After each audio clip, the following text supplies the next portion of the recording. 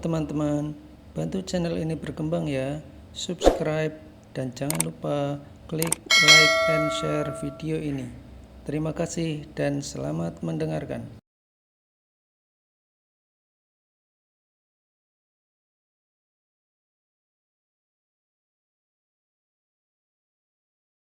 Bab ke-111. Sudah lama sekali Aisyah tidak mampir ke restoran milik suaminya, jika diingat mungkin semasa kehamilannya. Sejak Azam lahir, belum lagi dia pernah datang. Rindu juga mencicipi masakan di sini. Malam itu, Rafael mengajak keluarga kecilnya makan di luar. Rafael sendiri yang mempersiapkan makan malam spesial untuk Aisyah dan kedua buah hati mereka. Dia menyiapkan hidangan favoritnya dan meletakkannya di atas meja dengan hati-hati. "Selamat datang, sayang. Mari nikmati makan malam bersama-sama," ucap Rafael sambil tersenyum lembut. Aisyah, Azam dan Ara tersenyum geli melihat kelakuan dadinya yang menjelma seperti pelayan yang melayani mereka. "Dedi, cocok." Celetukan Ara membuat gelak tawa memenuhi ruang pribadi khusus untuk mereka jika datang berkunjung. Rafael tersenyum lebar. "Terima kasih, sayang. Malam ini, Dedi akan melayani kalian bertiga makan," ucap Rafael sambil mencium pipi Azam dan Ara dengan penuh cinta. "Umi nggak disayang juga, nih."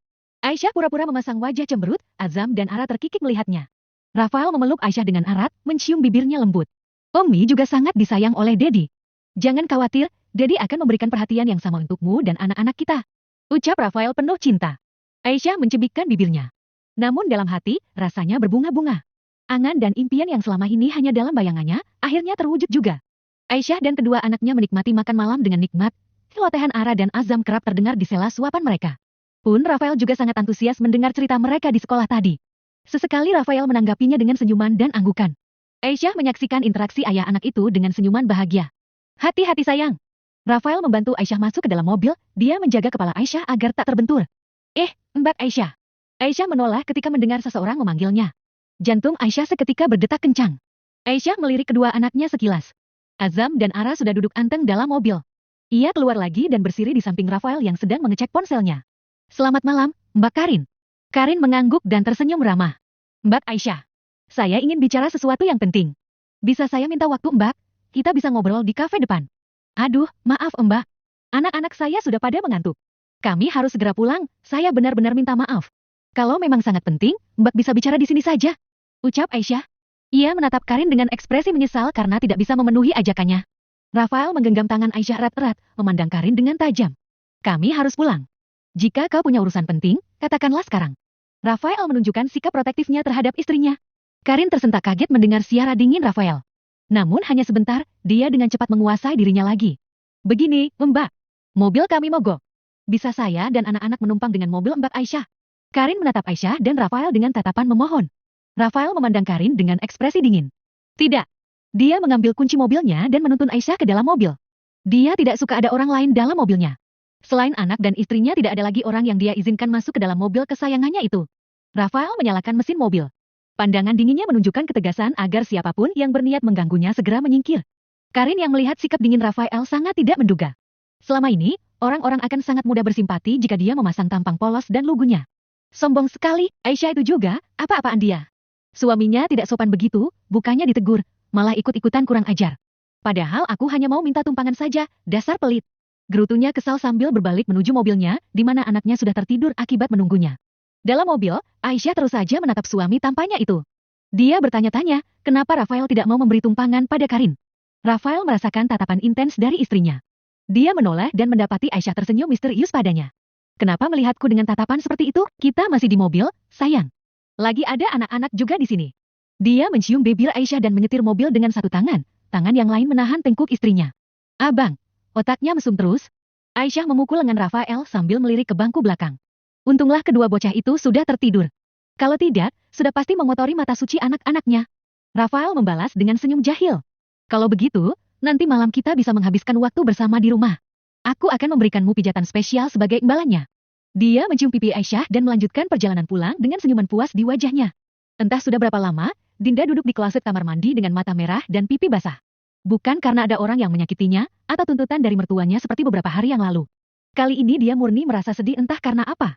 Semyo mendengar suara istrinya menangis dari dalam kamar mandi. Dia langsung masuk dan memeluknya erat. "Apa yang terjadi, sayang? Siapa yang membuatmu menangis, begini? Katakan, apa Mami mengatakan sesuatu lagi, padamu?" Dinda masih terdiam, par matanya juga terus keluar tanpa henti, mengabaikan pertanyaan suaminya. Sayang, kamu kenapa? Sih, jangan gini, dong. Kamu bikin aku takut. Samuel yang tidak mendapat respon dari Dinda segera mengendong wanita itu dan membawanya berbaring di atas ranjang. Selembar tisu di atas meja ia ambil dan menyapu air mata di pipi Dinda. Sayang, please. Katakan sesuatu. Kalau kamu diam begini, aku bingung.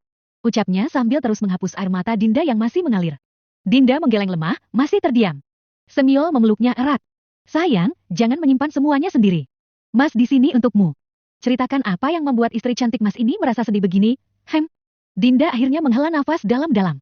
Aku merasa sedih, Mas. Sepertinya memang aku tidak ditakdirkan memiliki anak. Bagaimana kalau kita melakukan program bayi tabung itu? Dia menatap suaminya dengan penuh harapan di matanya.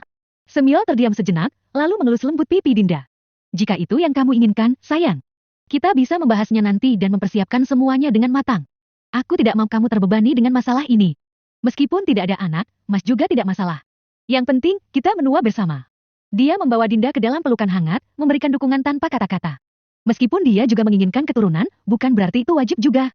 Yang terpenting baginya adalah kewarasan mental Dinda. Mas. Apa sayang? Samuel memandang Dinda dengan penuh kasih sayang. Dinda tampak ragu sejenak. Matanya bergulir ke sana kemari. Terlihat sekali kalau dia merasa gugup. Temanku bilang, coba dipijit dan minum ramuan orang kampung gitu, Mas. Aku mau coba. Dinda mengatakan dengan perasaan campur aduk. Semacam minum daun-daun gitu? Dinda mengangguk mengiyakan perkataan Samuel. Samuel tidak tahu apa yang dikatakan Dinda benar atau tidak. Dia akan mencari informasi ini nanti. Baiklah, kita tanyakan sama teman kamu itu nanti kelanjutannya. Sekarang kamu bisa tidur lagi, kalau butuh sesuatu kamu bisa memanggil Mas. Dinda mengangguk lemah, senyumnya lembut. Terima kasih, Mas. Dia merasakan kehangatan dan kebaikan yang sudah lama hilang. Dinda tersenyum lalu pergi keluar dan menutup pintu. Dinda mendengarkan langkah-langkah Samuel menjauh, rasa sedihnya masih ada, tapi hatinya dipenuhi rasa syukur dan harapan. Dia berbaring di tempat tidur, menatap langit-langit kamar, dan dengan perlahan-lahan tertidur dalam ketenangan. Bab ke-112. Dinda memegang mangkuk jamu yang ditawarkan Aisyah dengan tangan gemetar. Dia menghirup aroma jamu tersebut perlahan, merasakan hangatnya masuk ke dalam rongga hidungnya. Aroma kunyit dan perhatian Aisyah membuatnya merasa hangat. Aisyah memperhatikan Dinda yang meminum jamu dalam sekali tegukan. Dia tersenyum senang karena adik iparnya itu menghabiskannya tak bersisa. Apa anak? Tidak sama sekali. Tapi hangat dan menyehatkan, jadi harus diminum juga. Terima kasih banyak, Kak. Dinda menjawab sambil tersenyum. Aisyah tersenyum senang. Kakak senang kamu semangat dan optimis begini. Semoga niatmu segera diijabah sama Allah, Dinda. Dia mengelus perut adik iparnya dengan penuh kelembutan, berdoa dengan tulus agar segera hadir kehidupan baru di sana. Jamu yang diminum Dinda merupakan resep yang dia lihat dari salah satu ustadz terkenal yang sering berseliweran di dunia maya. Selain itu, sesuai petunjuk temannya, Dinda juga meminum daun-daun yang diambil sarinya. Konon katanya sari daun bunga raya putih dapat mendinginkan perut yang panas selain bagus untuk kulit, tentunya. Dinda sendiri menyadari bahwa minuman jamu yang dia minum memiliki efek untuk wanita yang sedang program hamil. Terima kasih, Kak. Rasanya segar dan memberikan sedikit kenyamanan pada tubuhku. Dia tersenyum dan bersyukur atas perhatian yang Aisyah berikan. Oh, iya Kak. Jam berapa jemput anak-anak ke sekolah? Aku mau ikut, pengen lihat juga sekolah mereka. Dinda mengambil segelas air putih di atas meja untuk menetralkan rasa sengau dari mulutnya akibat jamu kunyit yang diminum barusan. Aisyah mengangguk. Boleh. Jam 10 nanti kita jemput mereka. Pasti Azam dan Ara bakal senang lihat kamu. Aisyah berkata sambil mengambil ponselnya yang berdering. Panggilan dari guru di sekolah Azam dan Ara. Aisyah mengerutkan dahinya penasaran. Apa yang membuat guru muda itu menghubunginya? Halo. Assalamualaikum, Bu Guru Anin. Ada apa ya, Bu? Aisyah merasa sedikit curiga. Tidak biasanya guru anaknya ini menelpon. Apalagi ini masih di jam pelajaran sekolah. Umi, sebaiknya segera datang ke sekolah. Anak-anak kita ada yang bertengkar. Salah satu anak ada yang terluka, Azam memukulnya. Begitu Guru Anin selesai mengatakan, Aisyah langsung beristighfar. Mendengar ada yang terluka, tak sanggup rasanya Aisyah bayangkan sekeras apa Azam memukul. Baik, Bu Guru. Saya segera ke sana. Mohon tenangkan situasi di sana dulu, ya Bu. Aisyah langsung menarik tangan Dinda agar ikut dengannya. Dinda yang ditarik ikut saja sambil menyambar tasnya. Sila, siapkan mobil. Aisyah sedikit berteriak memanggil pengawal pribadinya itu. Dinda hanya geleng-geleng kepala melihat tingkah iparnya yang terlihat lucu di matanya. Tenang, Kak. Jangan panik dulu. Pertengkaran anak-anak memang biasa. Nanti juga mereka main lagi. Dinda membantu membukakan pintu mobil untuk Aisyah. Setelah itu dia juga ikut masuk dan mengelus punggung Aisyah agar lebih tenang. Gimana nggak panik, Din? Azam mukul salah satu temannya, sampai terluka. Ya Allah, pakai apa Azam memukulnya? Saking paniknya sampai lupa ponselnya dibawa. Tas dan dompet pun ikut tertinggal. Ya, sudah. Tenang, dong. Kita lihat dulu keadaan anak itu, jika parah lukanya, kita bawa ke rumah sakit. Dinda mengeluarkan ponselnya. Mengotak-atik sebentar sebelum kembali disimpan ke dalam tasnya. Mobil berhenti tepat di gerbang sekolah. Belum lagi Sila memarkirkan mobilnya, Aisyah sudah keluar lebih dulu. Jantungnya berdebar tak karuan. Dulu, pernah sekali dia membayangkan hal ini. Menerima kenakalan anak-anak di masa sekolah, surat panggilan dan kasus perkelahian anak-anak. Setelah merasakan sendiri untuk pertama kalinya, ternyata sangat tidak enak. Banyak sekali pikiran buruk yang melintas dalam benaknya. Ya Allah, Aisyah mengusap dadanya. Ummi, langsung ke ruangan kepala sekolah saja, semua sudah menunggu di sana. Salah satu guru yang kebetulan lewat memberitahu Aisyah. Terima kasih, Bu Guru. Aisyah tersenyum kemudian menghela nafas, cemas sekaligus juga bersemangat. Aisyah mengetuk pintu beberapa kali. Setelah mendapat izin, barulah dia membuka pintu. Pertama kali yang dia lihat adalah kedua anaknya yang berdiri dengan kepala tertunduk. Tidak, hanya Ara. Sedangkan Azam berdiri tegap, kepalanya terangkat tanpa keraguan. Tak terlihat ada raut ketakutan ataupun rasa bersalah di matanya. Begitu mata mereka bertemu tatap, barulah Aisyah melihat sedikit getaran di sana. Kepala yang tadi terangkat angkuh itu kini mulai melemah dan menunduk. Assalamualaikum. Aisyah menyalami guru Anin dan menangkuk tangan di dada menyapa kepala sekolah. Orang tua Azam dan Atsara, silakan duduk. Kepala sekolah berperut buncit dan kepala pelontos itu mempersilakan Aisyah untuk duduk. Terima kasih, Bapak Kepala. Jawab Aisyah. Dia melirik Karin yang juga ada dalam ruangan itu. Aisyah mulai menerka-nerka teman yang mana yang Azam pukul. Apalagi setelah melihat seorang anak perempuan yang keningnya berperban di pangkuan Karin. Yang terluka anak, saya. Kenapa mereka yang Anda periksa? Apa maksud Anda bersikap begitu? Anda pikir anak saya sama barbarnya dengan mereka berdua. Karin tampak kesal pada Dinda yang saat ini sedang memeriksa kedua ponakannya. Hal wajar memang, tidak ada salahnya Dinda menanyakan hal itu pada Azam dan Ara. Karin saja yang berpikiran sempit sehingga dia merasa tersinggung melihat perhatian Dinda. Harap tenang, Ibu. Sebelum Dinda menjawab, kepala sekolah lebih dulu menyela. Kita bicarakan ini, baik-baik. Secara kekeluargaan. Maaf, kepala sekolah. Kami tidak ada hubungan keluarga. Jadi masalah ini harus diselesaikan dengan fakta yang ada. Sanggahnya dengan tegas. Karin jelas menolak perdamaian. Kesempatan baginya membalas Aisyah, kekesalannya semalam masih belum hilang. Jadi, masalah hari ini tidak akan selesai dengan mudah. Oh, saya tahu kalian tidak ada hubungan keluarga, terlihat jelas kok. Karin mengerutkan keningnya mendengar jawaban kepala sekolah itu. Tapi dia tidak mengatakan apapun. Mengalihkan perhatian pada anak perempuannya, mengusap sudut mata putri kecilnya seolah gadis itu habis menangis, meski tak ada apapun di sana. Dinda tersenyum tipis mendengar perkataan kepala sekolah tadi, dia melirik Karin dan mengangkat alisnya mengejek wanita itu.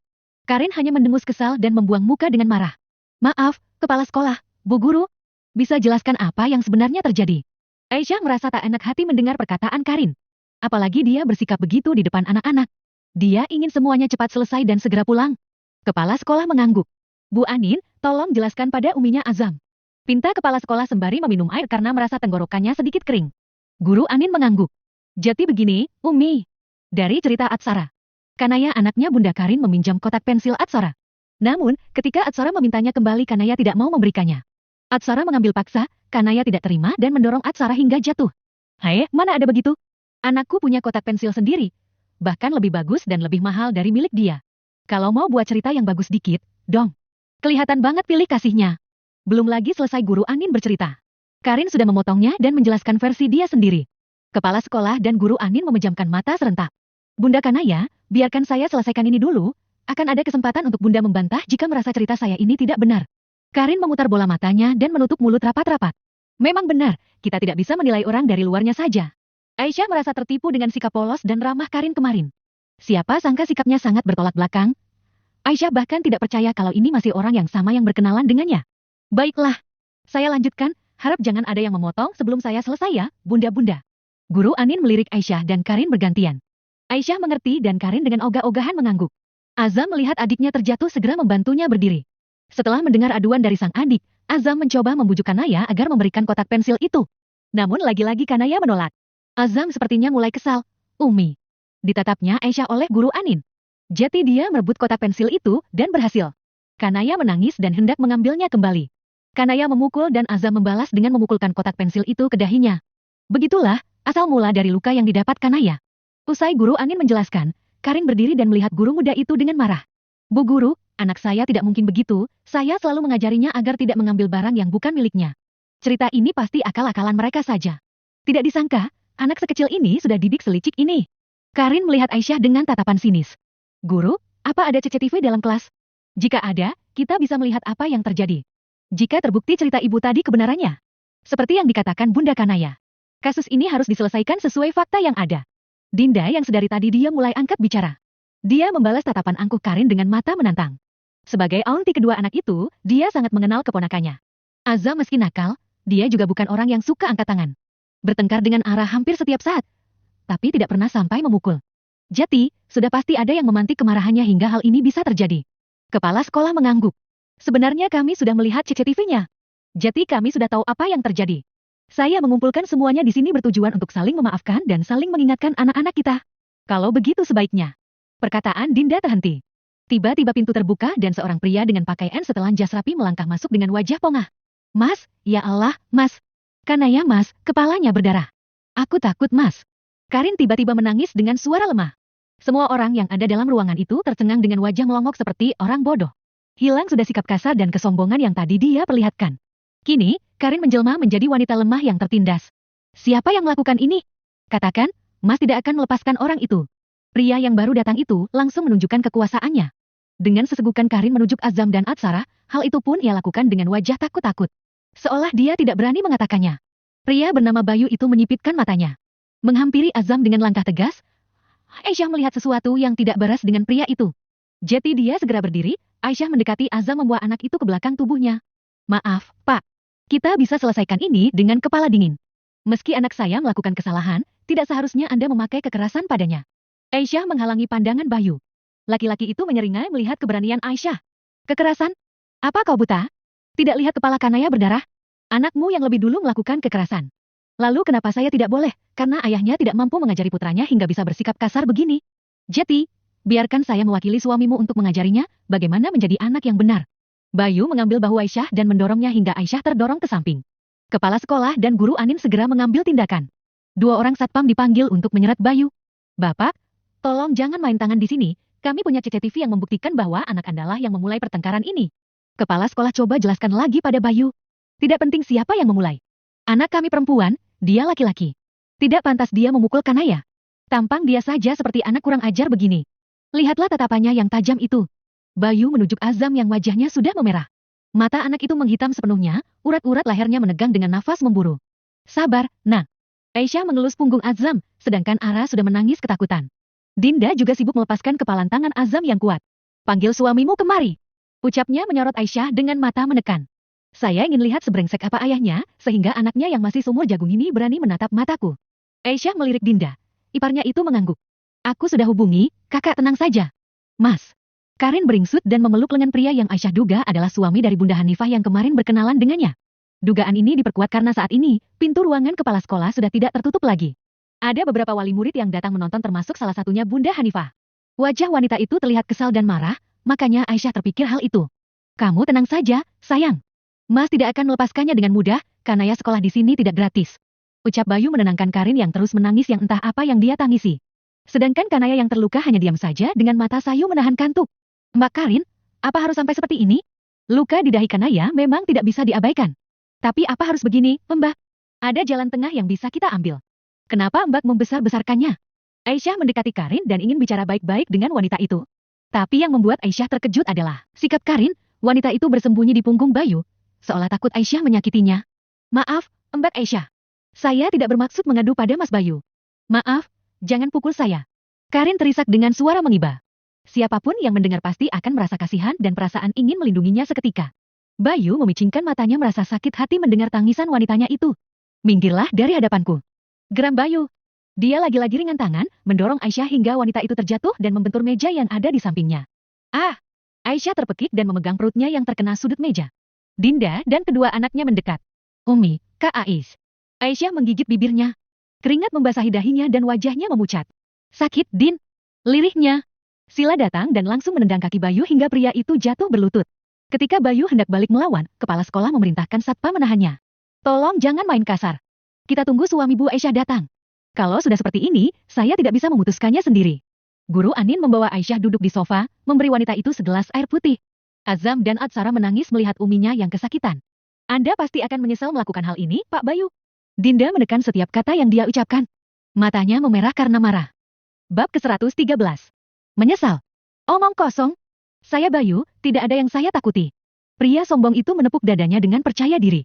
Dinda mengangguk sambil menempelkan ponsel di telinga dan berkata, Bang, apa kantormu sejauh itu hingga belum tiba sampai sekarang? Istrimu ditindas orang, kedua anakmu juga menangis ketakutan. Setelah mengatakan hal itu, Dinda menyimpan kembali ponselnya dan memeluk kedua ponakannya agar berhenti menangis. Akhirnya Rafael datang dan masuk ke dalam ruangan kepala sekolah sambil membawa jasnya di bahu. Langkahnya tegas dan ringan. Matanya hanya tertuju pada satu titik di mana Aisyah sedang duduk di sofa dengan wajah pucat. Rafael menghampiri Aisyah. Dia duduk di sampingnya, memeluknya erat. Sayang, aku datang. Apa yang terjadi? Dia mencium kening istrinya dengan lembut. Dedi, Om jahat dolong Umi. Ara mengadu suaranya serak karena menangis. Pelut Umi sakit, Dedi. Umi nangis. Tambahnya. Rahangnya seketika mengeras. Siapa? Tanya Rafael. Dinda yang paham segera menunjuk Bayu dengan dagunya. Perlahan kepala Rafael menoleh, badannya berbalik memancarkan aura membunuh yang membuat udara dalam ruangan itu terasa sesak dan mencekik. Mata Bayu seketika terbelalak. Sewaktu Rafael masuk tadi, dia tidak melihat rupanya dengan jelas. Baru sekaranglah wajah Rafael terlihat olehnya.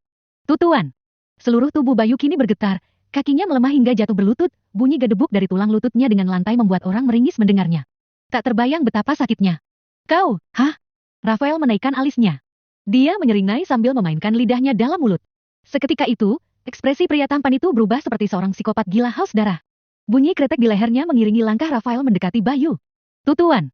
Ini hanya salah paham. Dia. Bayu menunjuk Karin yang berdiri mematung dengan wajah pucat. Dia yang meminta saya datang. Saya tidak tahu Anda suami wanita itu. Wanita, itu. Rafael mengambil jari Bayu yang menunjuk Aisyah. Ahahi. Jeritan kesakitan seketika mengisi ruang sunyi itu. Dinda dan Sila sigap membawa Azam dan Ara menjauh dari sana. Bunda, Dedi. Dinda menutup mata Ara ketika gadis kecil itu menoleh ke belakang. Tidak apa-apa sayang. Jangan lihat, semuanya baik-baik saja. Kita tunggu di mobil, kalau Ara patuh nanti Bunda belikan es krim, ya. Bujuk Dinda mempercepat langkahnya.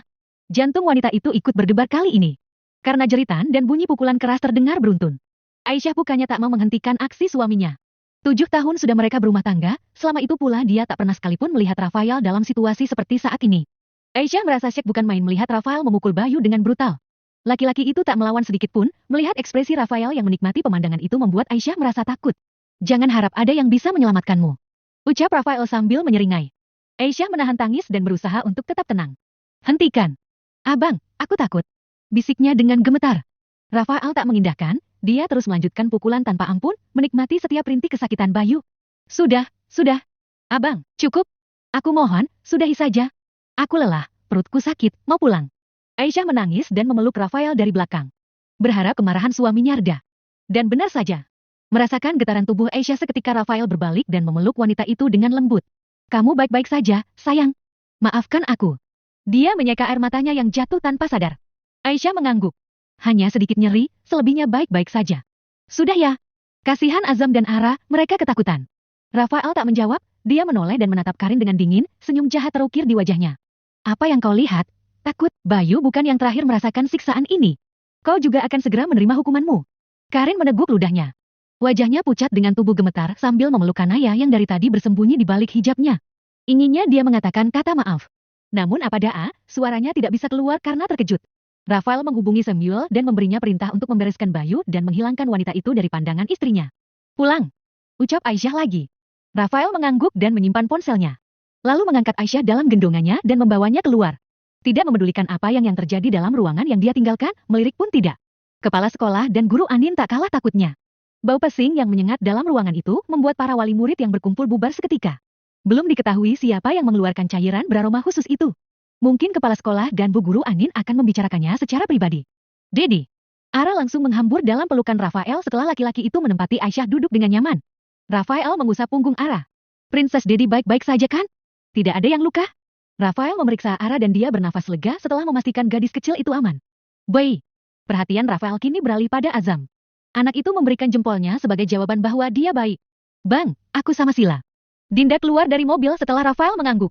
Kita pulang, duduk dengan tenang. Ucapnya pada kedua anak yang kini sudah duduk anteng di kursi belakang. Rafael melirik Aisyah yang terdiam sejak masuk dalam mobil. Rafael menjalankan mobilnya sambil menggenggam tangan Aisyah, dia pun tak bicara, mereka berempat terdiam hingga tiba di rumah. Rafael dengan perlahan menyelimuti Aisyah dan memijat perutnya dengan lembut dan penuh kehati-hatian. Beristirahatlah, sayang. Bisiknya sambil memberikan kompres untuk meredakan rasa nyeri di perut istrinya. Rafael menatap Aisyah yang terlelap dengan penuh cinta. Aku akan memastikan mereka mendapat balasannya. Bisiknya penuh amarah. Tuan. Rafael memanggil Sila ke ruang kerjanya setelah memastikan istrinya sudah tertidur lelap. Kelopak mata Rafael terangkat.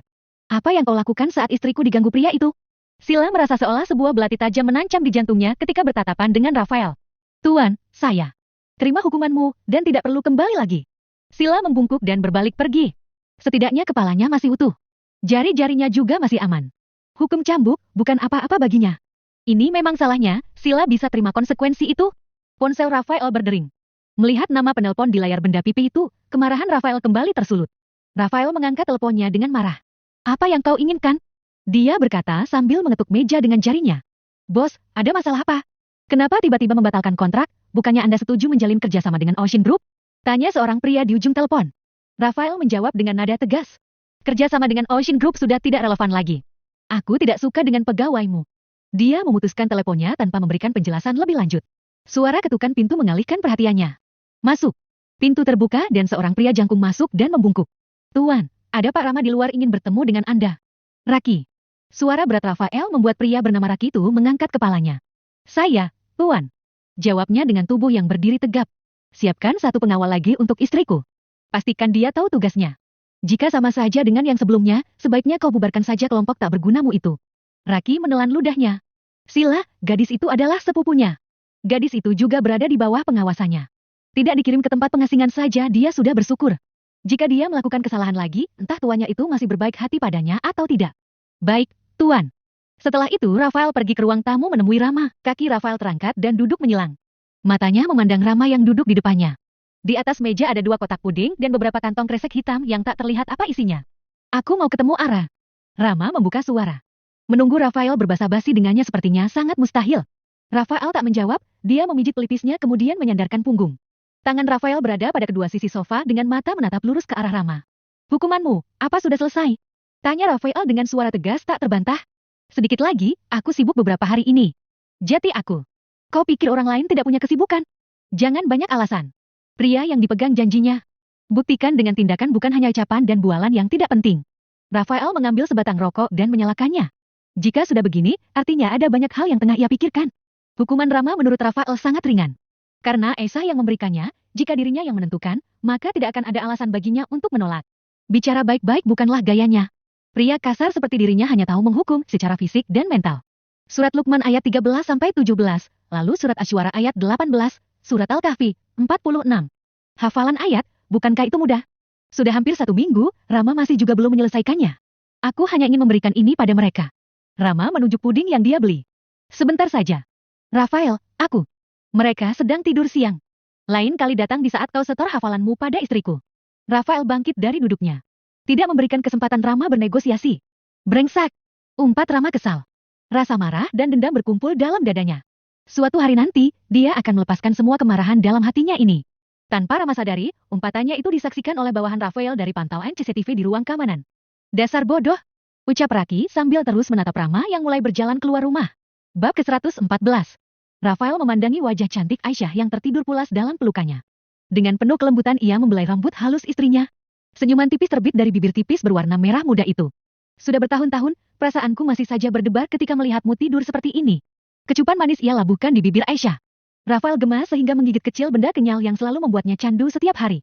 Aisyah terusik dan dia menggeliat manja, ditambah suara seraknya yang terdengar menggelitik di telinga Rafael. Akibatnya, sesuatu yang tertidur tenang di bawah sana kini mulai terjaga. Semakin Aisyah bergerak semakin sempit pula celana Rafael. Rafael tersenyum nakal sambil memandangi Aisyah yang masih menggeliat. Dia mencium lembut bibir istrinya, lalu dengan senyuman jahil, dia berbisik di telinganya. Kamu selalu bisa membuatku tergila-gila padamu, sayang. Kamu harus bertanggung jawab padaku. Aisyah yang semula hendak tidur lagi, akhirnya membuka mata karena tangan Rafael mulai membuka pengait di punggungnya. Abang mau ngapain? Tanyanya dengan suara serak karena baru bangun tidur. Rafael tersenyum nakal. Aku hanya ingin meminta pertanggungjawaban darimu, sayang. Dia mencubit lembut pipi Aisyah dan kembali berbisik di telinganya. Jati, apa kamu siap bertemu dengannya, sayang? Aisyah melihat kemana Rafael menunjuk, Aisyah membuang muka dan tersenyum malu. Abang yang buat masalah, aku yang bertanggung jawab. Dia membalas dengan keinginan yang sama di matanya dan membiarkan Rafael mengambil kendali dalam dirinya. Rafael tersenyum puas dan memeluk Aisyah erat. Kamu akan menjadi milikku selamanya. Ucapnya dengan nada penuh kepuasan. Mereka berdua melanjutkan permainan mereka dengan penuh cinta. Saling bertukar berbagi kehangatan. Hanya suara manja Aisyah yang terdengar di kamar itu.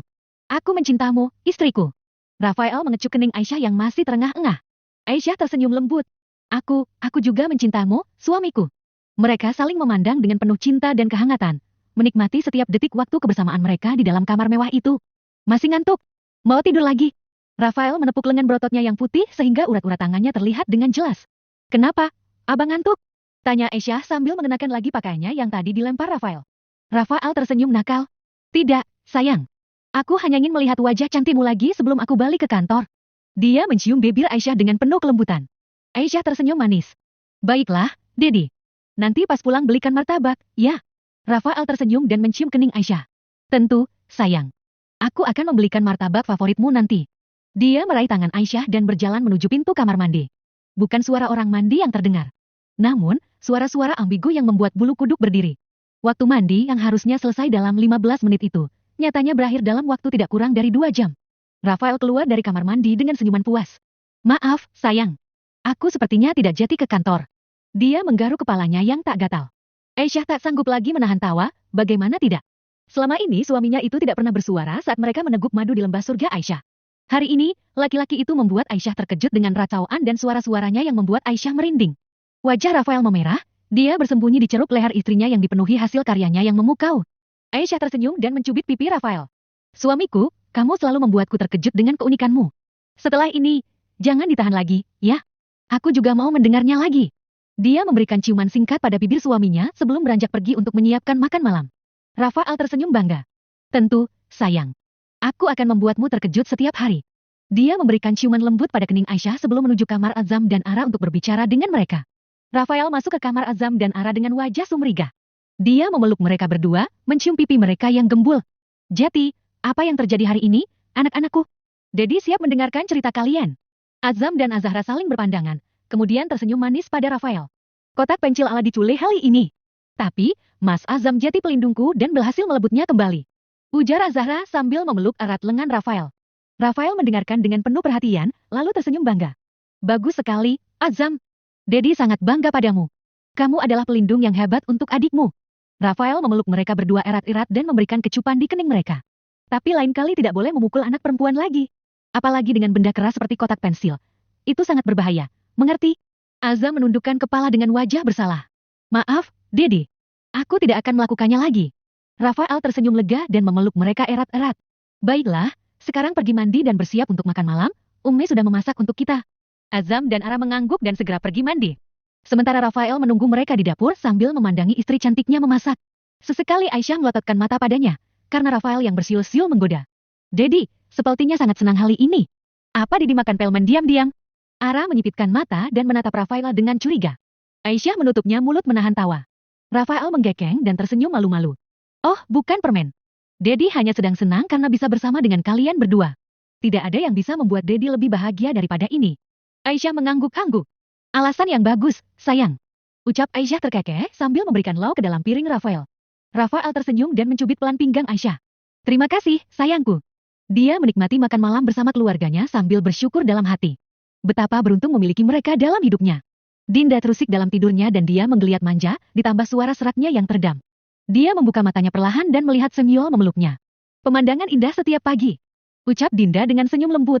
Semyol tersenyum lebar dan mencium pipi Dinda. Khusus untukmu, sayang. Mereka berdua berpelukan dan saling menyayangi satu sama lain. Mau mandi bareng? Ajak Semyol dengan senyuman menggoda. Dinda tergela dan mengangguk setuju.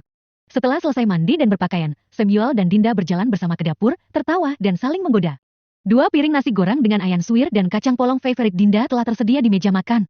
Semyol mengerutkan kening ketika Dinda mendorong piring yang masih menyisakan banyak makanan. Kenapa? Apa tidak enak?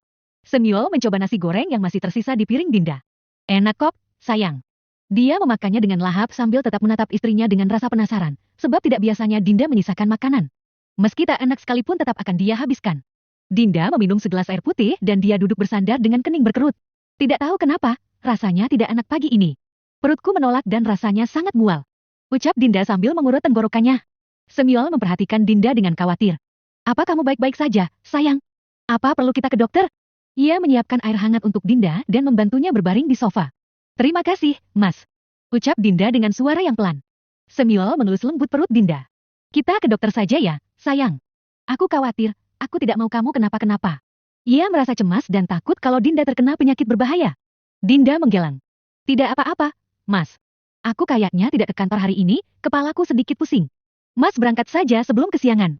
Semyo merasa cemas tapi pekerjaan di kantornya juga tidak bisa ia tinggalkan. Baiklah, sayang. Aku akan berangkat sekarang dan kembali setelah selesai kerja. Ia memberikan pelukan singkat pada Dinda sebelum pergi dengan hati yang cemas. Hati-hati, Mas. Ucap Dinda setelah Semyol mengendongnya masuk ke kamar dan membaringkannya di atas tempat tidur. Semyol mencium kening Dinda dengan penuh kelembutan. Aku akan segera pulang, sayang. Hubungi Mas segera kalau ada apa-apa, ya. Ia bergegas pergi ke kantor, meninggalkan Dinda dengan hati yang cemas. Dinda meraih ponselnya, hendak menghubungi Aisyah. Namun, baru saja kepalanya terangkat rasa mual yang tiba-tiba membuatnya mengeringit. Hui, kiuk. Dinda berlari ke kamar mandi dan memuntahkan isi perutnya. Ya Allah, ada apa dengan hamba? Dinda memejamkan matanya karena merasa sangat pusing. Semyol segera masuk ke kamar mandi dan memegang Dinda dengan penuh perhatian. Kamu kenapa sayang? Perutmu sakit? Ia mengelus-elus punggung Dinda sambil menjaga agar ia tidak terjatuh saat berlutut di depan kloset. Mas, kenapa balik lagi? Tanya Dinda sambil berpegangan di lengan Semyol. Semyol mengangkat Dinda dan membaringkan ke tempat tidur. Minum dulu. Segelas air hangat ia berikan.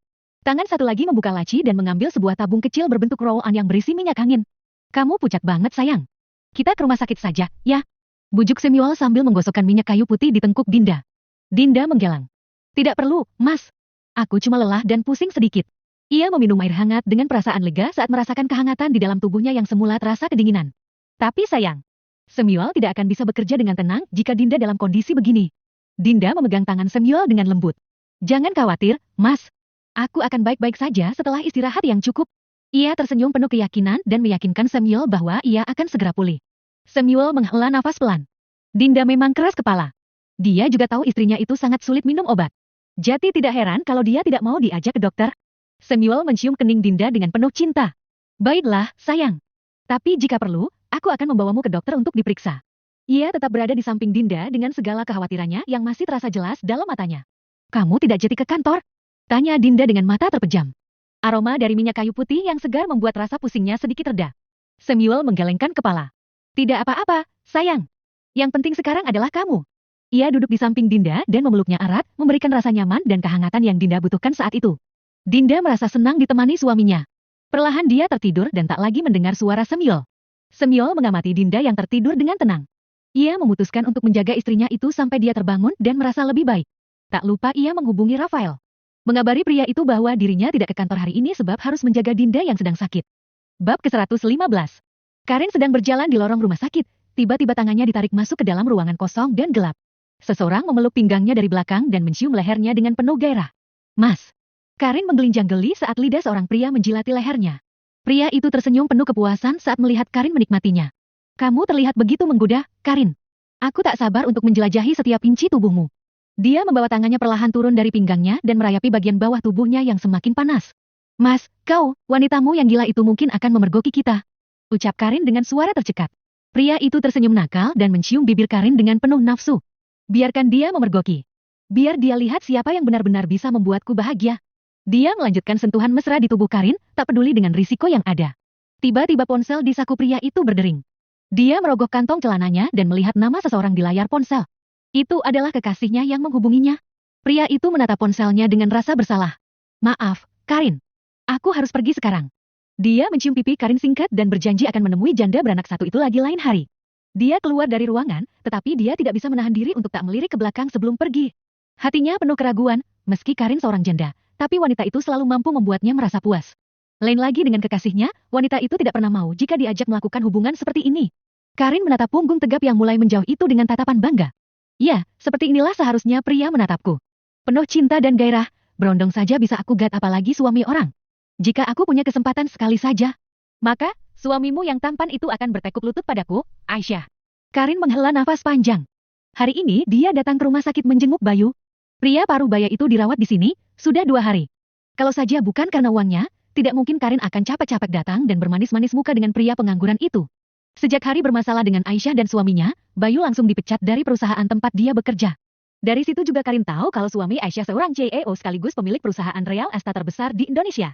Sejak saat itu pula dia mulai menjaga jarak dengan Bayu. Apalagi pria itu juga terus menyalahkannya atas dipecatnya dia dari kantor. Sayang, kamu dari mana sih? Melan cemberut saat tiba-tiba Rian menghilang di saat dirinya pergi ke kantin tadi. Rian mendekat dengan senyuman yang lebar. Aku hanya pergi ke toilet sebentar, sayang. Kamu tahu aku tidak bisa menahan jika sudah kebelet. Dia menggenggam tangan Melan dengan lembut, berusaha menutupi rasa gugup yang tiba-tiba muncul. Ya, sudah. Kita pulang yuk. Ajak Melan bergelayut manja di lengan Rian. Rian mengangguk dan memegang tangan Melan erat-erat saat mereka berjalan pulang. Dalam hati, dia masih merasa beban dari rahasia yang ia sembunyikan darinya.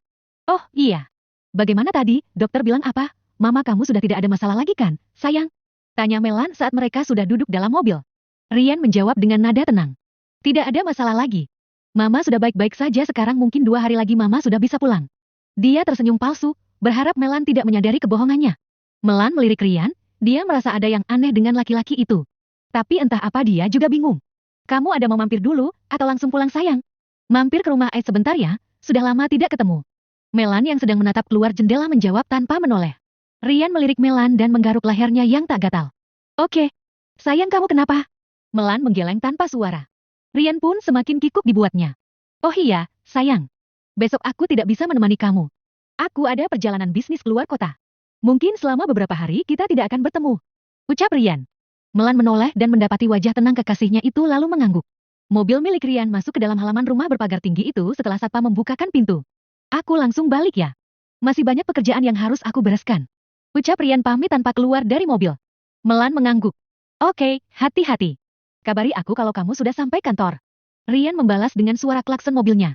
Laki-laki itu segera melajukan mobilnya keluar. Melan sedikit sedih, biasanya dia akan mencium kening dan mengelus kepalanya dulu setiap kali mereka akan berpisah. Tapi hari ini tidak, apa yang terjadi dengan pria itu? Melan berbalik hendak melangkah masuk ke rumah Aisyah. Ternyata wanita beranak 2 itu sudah berdiri di depan pintu. Melan tersenyum canggung, mungkin Aisyah sudah melihat apa yang terjadi tadi. Sayang, lama tidak bertemu, kangen banget. Melan menghampiri Aisyah memeluknya dengan menggoyangkan badan kiri kanan. Masuk dulu yuk. Ejak Aisyah sambil mengurai pelukan mereka. Keduanya masuk ke dalam rumah beriringan sambil berbincang-bincang. Tuan, katakan. Ucap Rafael singkat. Tangannya masih sibuk membalas pesan chat dari istrinya. Ibu dari anak-anaknya itu memintanya agar pulang, katanya mau mengadakan makan malam bersama dengan teman-temannya. Wanita itu hari ini datang ke rumah sakit. Kami sudah membeli rumahnya dan meminta dia segera pindah. Dia juga setuju untuk memindahkan sekolah anaknya. Tapi, Rafael mengangkat kepalanya dan menatap Raki yang nampak ragu melanjutkan kalimatnya. Jangan bertele-tele Raki. Apa aku terlihat santai sehingga punya banyak waktu mendengar cerita wanita itu? Maaf Tuan. Raki membungkuk. Dia ingin bertemu dengan Tuan. Kalau Tuan menolak, dia juga keberatan untuk pergi, begitu katanya. Ekspresi wajah Rafael menggelap. Raki, sudah berapa lama kau ikut denganku? Raki meneguk ludahnya. Orang lain tak mengenalku, itu wajar. Tapi kau, kata Rafael dengan nada jengkel. Raki segera berlutut. Tuan, anak buah saya sudah saya perintahkan untuk menyeret wanita itu. Bahkan kami mengancam akan menyebarkan video tak senonohnya pada pemilik kontrakan tempat dia tinggal. Jadi, mau tak mau akhirnya dia tetap pindah juga karena sudah diusir orang-orang komplek. Baguslah, pastikan dia tidak muncul lagi di hadapan anak dan istriku. Kata Rafael lagi. Raki mengangguk. Pergilah. Samuel tidak masuk hari ini, siapkan semuanya. Kau temani aku bertemu klien. Raki mengangguk tapi dia masih berdiri di posisinya. Rafael mengeringit. Ada lagi yang ingin kau katakan? Tuan. Raki memberikan ponselnya pada Rafael. Di sana menampilkan sebuah rekaman video Karin di rumah sakit dengan seorang pria sedang berbuat mesum. Rafael mendorong ponsel itu ke arah Raki. Cari tahu sudah berapa lama mereka berhubungan. Kata Rafael sambil memijit celah di antara alisnya. Raki membungkuk dan mundur 2 langkah lalu berbalik pergi. Rafael mengetuk-ngetuk meja dengan pulpen di tangannya. Tidak kusangka dia pria brengsek juga. Bagaimana aku menjelaskan ini pada istriku? Rafael bangkit dan mengambil ponselnya kemudian menyusul Raki untuk melakukan pertemuan. Dinda tidak mengangkat teleponnya. Sepertinya anak itu sedang sibuk. Sebaiknya aku tinggalkan pesan saja. Ucap Aisyah sambil mengirimkan pesan chat pada Dinda. Ada masalah? Tanya Aisyah pada Melan. Sejak sahabatnya itu datang Aisyah sudah melihat ada sesuatu yang terjadi. Apalagi sikap Melan pada Rian, Aisyah menangkap adanya pertengkaran di antara mereka. Melan menghela nafas. Aku tidak tahu kemana hubunganku dengan Rian akan berlabuh. Sudah hampir 8 tahun pacaran. Setiap kali Melan bertanya kapan pria itu akan menikahinya, selalu saja Rian memintanya bersabar. Bertahun-tahun, kesabaran seperti apa lagi yang dia minta? Mel, aku tanya sama kamu. Hati kamu sudah yakin dengan Rian? Aku tahu alasan dia selama ini menolak menikah. Seperti yang waktu itu kamu bilang. Dia punya trauma ditinggal nikah sama mantannya dulu. Tapi hubungan kalian bukan hitungan bulan lagi. Menurutku, ketika dia bisa bertahan denganmu sampai sejauh ini, harusnya dia sudah memiliki keyakinan untuk menikahimu. Melan menyandarkan punggungnya. Entahlah, aku tidak mengerti. Apalagi beberapa bulan terakhir ini dia selalu sibuk tidak jelas. Di rumah sakit tadi dia juga bersikap aneh. Tiba-tiba menghilang, dan saat dia kembali kamu tahu apa yang aku lihat? Aisyah mengangkat bahunya. Apa? Bekas lipstik di bibirnya. Ketika aku bertanya dia menghilang kemana? Jawabnya dari toilet tapi aku bisa menangkap kegugupannya dan dia tidak menatap mataku saat bicara. Astagfirullah. Aisyah mengusap dadanya. Kamu cari tahu dulu kebenarannya ya. Jangan gegabah dalam mengambil keputusan, aku tidak mau kamu menyesal nantinya. Bagaimanapun kalian sudah lama bersama. Tapi, apapun keputusanmu nanti kami semua akan selalu mendukungmu. Ucap Aisyah sambil menggenggam tangan Melan. Memberitahu wanita itu bahwa dia tidak sendirian. Assalamualaikum. Nia datang dan mengucapkan salam dengan wajah penuh senyuman. Wah, aura pengantin barunya masih terasa ya. Adakah kabar bahagia hari ini? Ucap Melan sambil menerima pelukan hangat dari Nia. Nia mengangguk lalu merongos saku tasnya. Sebuah benda kecil ia keluarkan dan memperlihatkan kepada Aisyah dan Melan. Alhamdulillah, ya Allah. Sayangku. Aisyah memeluk Nia dan mencium pipi wanita itu saking senangnya. Selamat ya. Ya Allah. Senangnya aku tuh mendengar kabar ini. Alhamdulillah. Jaga baik-baik amanahnya ya. Nia mengangguk dengan mata berkaca-kaca. Terima kasih. Aku sangat bersyukur Allah memberiku kepercayaan secepat ini. Mas Kenzo belum tahu loh. Aku juga baru tes hari ini ketika dia pergi ke kantor. Jadi, kalian berdua orang pertama yang aku kasih tahu. Ucap Nia dengan senyum gembira. Nanti minta suamimu datang ke sini, kita makan malam bersama sekaligus sebagai ucapan syukur atas hamilnya kamu. Gimana? Tanya Aisyah penuh semangat. Oke, terima kasih banyak sayang. Nia merasa sangat senang. Dia bersyukur memiliki sahabat seperti Aisyah dan Melan yang selalu mendukung dan mengerti dirinya. Undang Dinda juga. Apa tidak apa-apa. Aku takut kabar ini malah membuatnya sedih. Nia menatap Aisyah dan Melan bergantian. Aisyah menghela nafas panjang. Lalu dia menceritakan bagaimana Dinda dituntut anak oleh mertuanya serta program hamil yang sedang dijalani oleh iparnya itu. Begitulah, aku juga membuatkan beberapa ramuan untuknya. Ucap Aisyah dengan suara pelan. Terus gimana? Aku tahu dia juga pasti senang dengan kabarku ini. Tapi, dia juga pasti merasa sedih dan berkecil hati. Nia merasa bingung. Aisyah mengusap lengan Nia dengan lembut. Tidak apa-apa. Justru jika kita tidak memberitahunya dan diam-diam makan malam bersama tanpa mengajaknya, itu malah membuat dia merasa dikucilkan. Melan dan Nia mengangguk setuju. Pada akhirnya mereka mengundang beberapa teman dekat untuk makan malam bersama di rumah Aisyah. Bab ke-116. Ruang makan rumah Rafael kini dipenuhi oleh teman-temannya yang datang untuk memenuhi undangan makan malam. Belum ada yang tahu apa gerangan yang membuat istri dari singa liar itu mengundang mereka. Ditambah kini si pawang yang sepertinya tidak mengetahui kalau istrinya itu mengundang orang lain juga. Syah, kamu yakin ngundang kami buat makan malam? Atau jangan-jangan kamu minta kami datang buat disantap oleh suamimu? Celetukan Raditya membuat semua orang tertawa, kecuali Rafael tentunya. Bagaimana tidak? Sejak mereka datang, mulai duduk berbasa-basi di ruang tamu sampai kini pindah ke meja makan laki-laki itu terus saja memberi mereka tatapan tajam.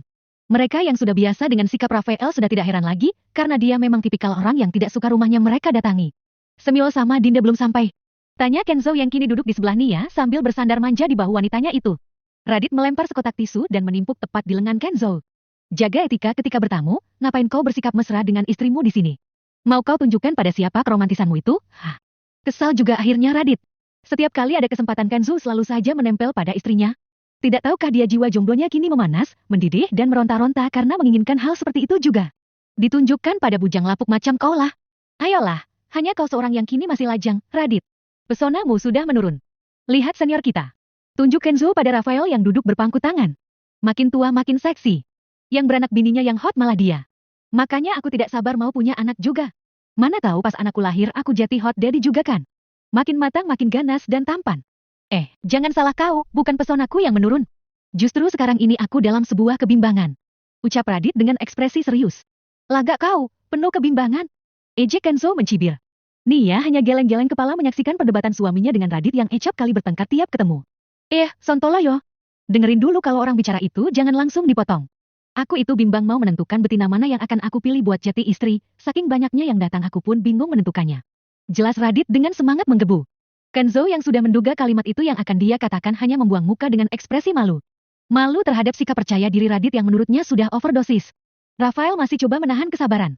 Berisik, kalian ini seperti burung yang tak hentinya berkicau.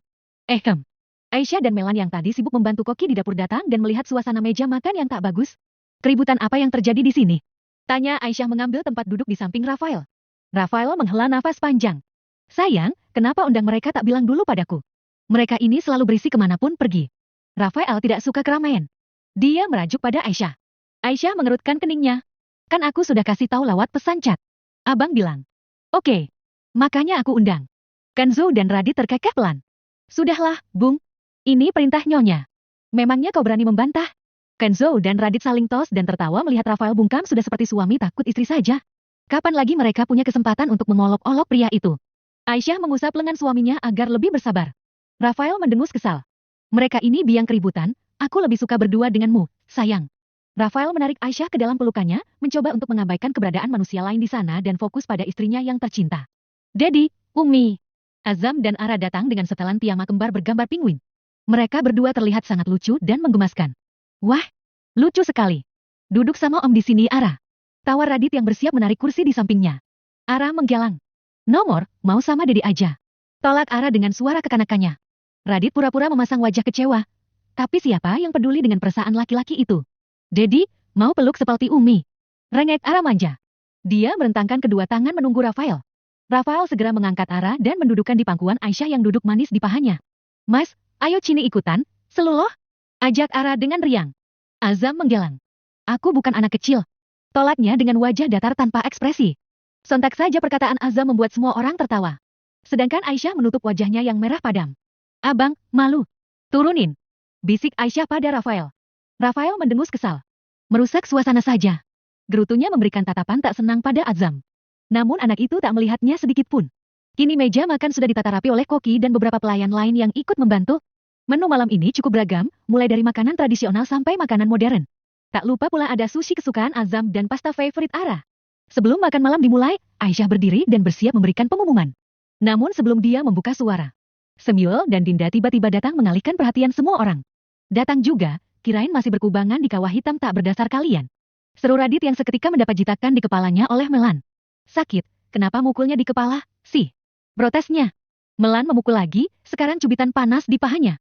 Makin terpekik pula Radit dibuatnya. Andai Melan bukan perempuan sudah pasti akan dia balas dengan hal serupa. Mulut. Melan remas bibir Radit hingga merah. Kebiasaan ngomong yang kotor, tidak lihat ada dua bocah nangkring di sana. Tunjuknya pada Azam dan Ara yang menatap mereka dengan wajah bengong dan itu terlihat sangat menggemaskan. Apalagi pipi Ara yang gembul dan memerah, sangat lucu. Beda lagi dengan Azam, wajahnya persis versi Rafael kecil. Masih bocah juga. Mana paham pembahasan orang dewasa? Kilahnya sambil mengusap pahanya. Yakin? Pasti memerah atau lebam ini tidak main-main sakitnya cubitan Melan. Duduk Din. Ucap Aisyah setelah pelayan datang menambahkan 2 kursi lagi. Kini di meja panjang itu ada 5 pasang manusia yang bersiap menyantap hidangan mewah yang menggiurkan. Dinda mengangguk dengan ekspresi lemah. Rafael melirik Dinda dan menaikkan alisnya. Kali ini ekspresinya sedang bertanya. Tidak tahu, sejak pagi dia mual terus dan katanya perutnya agak kram. Mau dibawa ke dokter dia terus menolak. Semyual yang paham menjawab sambil menarik kursi dan membantu Dinda duduk memastikan istrinya itu nyaman. Makasih, Mas. Ucap Dinda tersenyum. Semyual mengangguk sambil mengedipkan mata pada Ara yang tersenyum malu-malu melihatnya. Ara menutup mulutnya terkikik geli dan menyembunyikan wajahnya di ketiak Azam, sedangkan Mas gantengnya itu diam saja fokus pada tablet di tangannya, tak terganggu sama sekali dengan keributan di meja makan itu.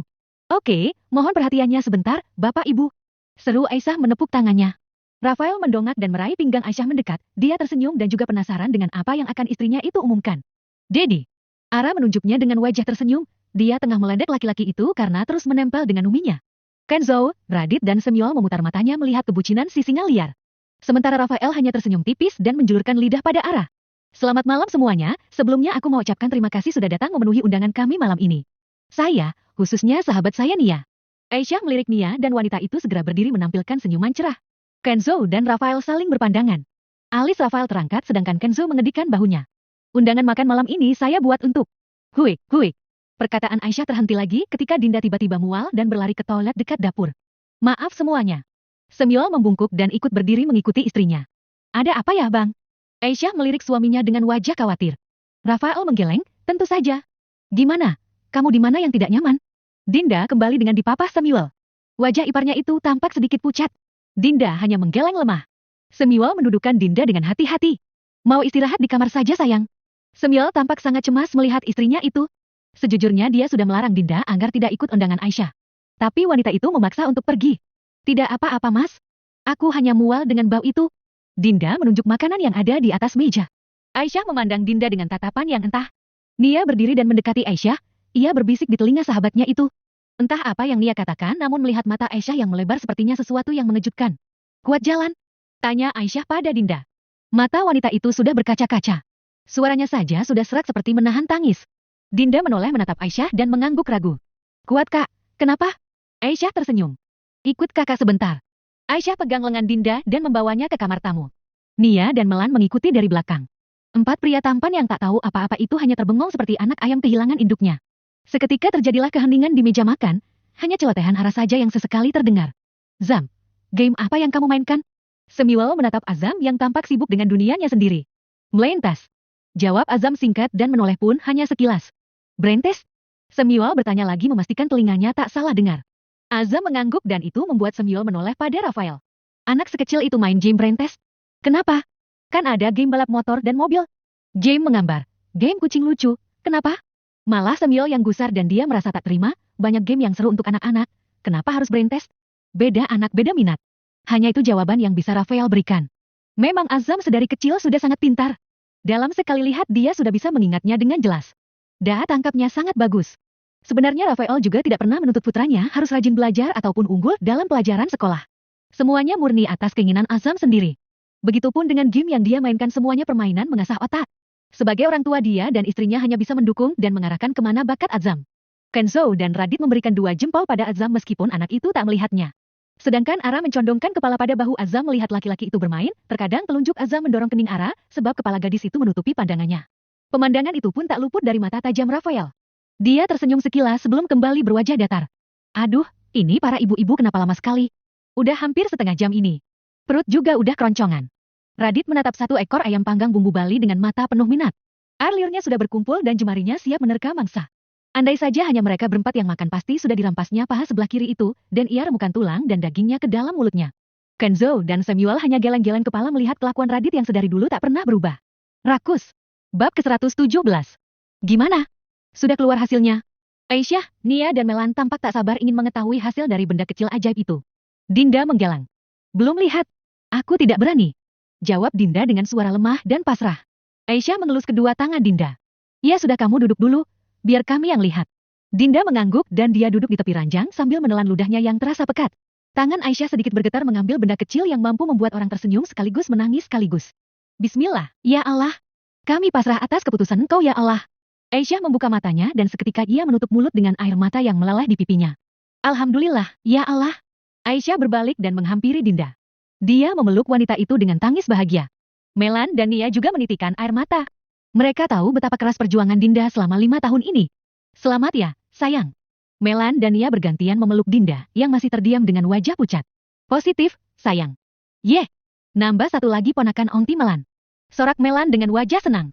Mata Dinda membola, dia melirik Aisyah dan kakak iparnya itu mengangguk bersamaan dengan air matanya. Dinda tertawa sambil terisak kecil. Kakak, hiks, aku hamil. Aku hamil, Kak. Aisyah mengangguk dalam pelukan Dinda. Ya Allah. Alhamdulillah. Tubuh Dinda bergetar dan dia menangis dengan perasaan campur aduk. Dia sangat-sangat tidak menyangka pada akhirnya apa yang selama ini dia impikan. Yang selama ini Mertia dan suaminya harapkan bisa terwujud. Padahal dia sudah menyerah dan tak terlalu memikirkannya lagi, tetapi justru Allah memberinya di saat dia telah pasrah. Memang tidak ada yang tahu rencana Allah. Begitu banyak usaha yang telah mereka lakukan namun tidak ada hasil sama sekali. Tiada lagi yang dapat Dinda katakan selain rasa syukur banyak-banyak padanya. Sekarang, kita keluar dan beritahukan kabar bahagia ini pada suamimu. Aisyah menuntun Dinda dengan hati-hati. Ada apa? Kenapa begitu lama? Begitu melihat wanita-wanita cantik itu keluar, Kenzo segera berdiri dan menghampiri istrinya mengambil tangannya menggenggamnya dengan erat. Sedangkan mereka para wanita hanya tersenyum. Semiol kaget melihat mata Dinda merah dan sembab. Sayang, ada apa? Kenapa kamu menangis? Dia melihat Dinda tersenyum dan mengusap perutnya. Kakak ipar membawaku melakukan tes lagi, dan hasilnya sangat di luar dugaan. Meskipun Semiol menginginkan anak, dia juga tidak mau membuat istrinya tertekan akan hal itu. Tujuannya menikah bukan hanya tentang keturunan, tapi yang utama dapat menua bersama pasangan, hidup harmonis saling berbagi kasih sayang dan saling mendukung. Ya, di hati Semiol, Dinda lebih dari segala-galanya. Daripada kehilangan istri, tidak masalah jika tak memiliki pewaris. Di mata orang, wanita yang tak memiliki anak akan dicemooh, dianggap tak mampu dan tidak sempurna sebagai istri. Lucunya, yang mengatakan hal itu sesama wanita, dan terkadang orang terdekat lebih gencar lagi untuk menyudutkan. Suara Dinda terdengar serak. Hasilnya positif, Mas. Semiol seolah salah dengar, dia terdiam hanya menatap Dinda dengan tatapan yang entah. Laki-laki itu bergumam dengan suara rendah. Sayang, kamu tidak harus memaksakan diri, kita sudah membahas ini. Sudah ya? Kita bisa adopsi anak nanti, sama saja kok. Ini adalah keputusan terbaik yang bisa dia katakan. Tidak ada yang bisa memisahkannya dari istrinya meski harus bertentangan dengan keinginan orang tuanya. Aku tidak memaksakan diri, Mas. Kamu juga tidak salah dengar. Aku hamil, aku positif hamil, Mas. Dia mengusap perut ratanya lagi. Berdoa dalam hati semoga makhluk yang tumbuh dalam dirinya selalu sehat dan tumbuh dengan baik. Sayang. Semil tak percaya dengan apa yang dia dengar. Tidak, bukan tak percaya. Dia hanya takut terlalu berharap dan nyatanya dia hanya salah dengar. Dinda mengangguk. Papa. Lirihnya suara Dinda memanggil gelar papa itu pada Semil. Pria yang selalu tampak ceria itu seketika terjatuh berlutut di lantai. Bersujud dan memanjatkan rasa syukur kepada sang pemiliknya. Radit dan Kenzo bangkit dan memberikan pelukan dukungan dan selamat pada sahabatnya itu. Selamat, bro. Kenzo menepuk bahu Semil dengan mata memerah. Radit ikut menepuk lengan Kenzo. Perjuangan Semil sudah membuahkan hasil. Giliran kau kawan, bekerjalah lebih keras. Ucap Radit pada Kenzo yang dia sendiri tahu kalau Kenzo juga berharap istrinya segera hamil. Rafael mengelus punggung istrinya yang menangis sesegukan. Dalam hati ia membatin, kenapa tangismu lebih parah dibanding Dinda, sayang? Dia yang hamil kamu yang terharu. Namun, kalimat itu hanya tersimpan dalam hatinya. Sedikit pun tak ada keberanian mulutnya menyuarakan kata-kata itu. Umi kenapa? Nangis. Mata Ara ikut berkaca-kaca. Meski dia tidak tahu kenapa orang-orang pada bersedih, dia hanya merasa ikut terharu melihat uminya menangis. Sayang, dalam perut bunda ada dedek bayi? Kamu mau punya adik tidak? Tanya Aisyah sambil mengusap air matanya. Ara terdiam, kepalanya miring ke kiri dan menatap Aisyah kemudian dia menggeleng. Tidak suka adik. Ucapnya lagi. Loh, kenapa? Tanya Aisyah tersenyum gemas sambil mencubit pipi gembul Ara. Gadis kecil itu tak menjawab dia kembali duduk di samping Azam ke posisinya semula. Aisyah menoleh pada Rafael dan laki-laki itu hanya tersenyum sambil mengusap kepalanya dengan sayang. Jati. Apa makanan ini sudah boleh dimakan sekarang? Tanya Radit tiba-tiba. Semil yang masih larut dalam kebahagiaan dipelukan istrinya seketika memberikan pukulan keras di kepala laki-laki itu. Benar-benar merusak suasana. Geramnya Semil. Radit selalu saja memikirkan perutnya. Berita bahagia itu harusnya dirayakan. Makan-makan kayak gini. Bukannya nangis sedih-sedih. Ucap Radit dan dia melirik Aisyah. Sumpah, Syah. Aku lapar banget. Sengaja aku tidak makan dari sore, sekarang udah hampir lewat jam makan malam, loh. Aisyah dan Nia terbahak mendengar perkataan teman sekolahnya itu. Ya udah, kita makan sekarang. Nanti selesai makan ada berita bahagia lagi yang aku umumkan. Kata Aisyah di sela-sisa tawanya. Radit dan Ara yang paling gembira mendengar itu. Akhirnya mereka mulai memakan hidangan lezat yang mulai dingin itu. Namun demikian, rasanya tetap enak. Apalagi masakannya menggunakan bahan-bahan berkualitas bagus. Makan malam itu berakhir dengan perasaan puas setiap orang. Terlihat dari piring yang kosong dan wajah sumringah mereka yang berarti mereka senang dan puas. Hanya Dinda dan Nia saja memakan nasi putih dan segelas jus alpukat yang Aisyah minta Koki siapkan untuk dua bumil itu. Sayang, kamu kenapa ikut-ikutan Dinda tidak suka makan daging? Kenzo merasa aneh. Nia istrinya si pecinta Korea ini sangat menyukai daging. Tetapi, sedari tadi dia terus menolak ketika Kenzo memberinya daging dan juga tidak mau memakan ikan. Nia dan Aisyah saling menatap lalu Nia mengangguk. Oke. Seperti yang aku katakan tadi, ada satu lagi kabar bahagia yang mau aku umumkan. Yaitu, sahabat baik kita, Nia juga sedang berbadan dua. Mati kita ucapkan selamat pada pasangan baru itu. Berbeda dari Samuap yang terharu biru dengan kehamilan Dinda. Lain pula dengan Kenzo. Dia menarik Radit memegang tangan laki-laki itu lalu melompat seperti anak kecil. Aku jati dedi. Betapa kesalnya Radit saat ini. Bukan tak senang mendengar kabar baik itu. Namun, kegembiraan Kenzo sekalian mengejaknya juga. Lihat saja saat ini, Kenzo malah mencibir padanya. Sayang, tapi ini beneran, kan? Kamu udah kes juga? Kapan? Kok aku tidak tahu? Nia dan Melan menepuk keningnya. Kenapa baru sekarang dia bertanya setelah jingkrak-jingkrak begitu? Sayang. Rafael melambaikan tangan memanggil istrinya. Dia berjalan menuju ruang kerja yang berada di sebelah kamar tidurnya. Kenapa, Bang? Tanya Aisyah yang ditarik ke dalam pelukan Rafael. Rafael tidak menjawab, dia mengeluarkan tablet dari laci meja.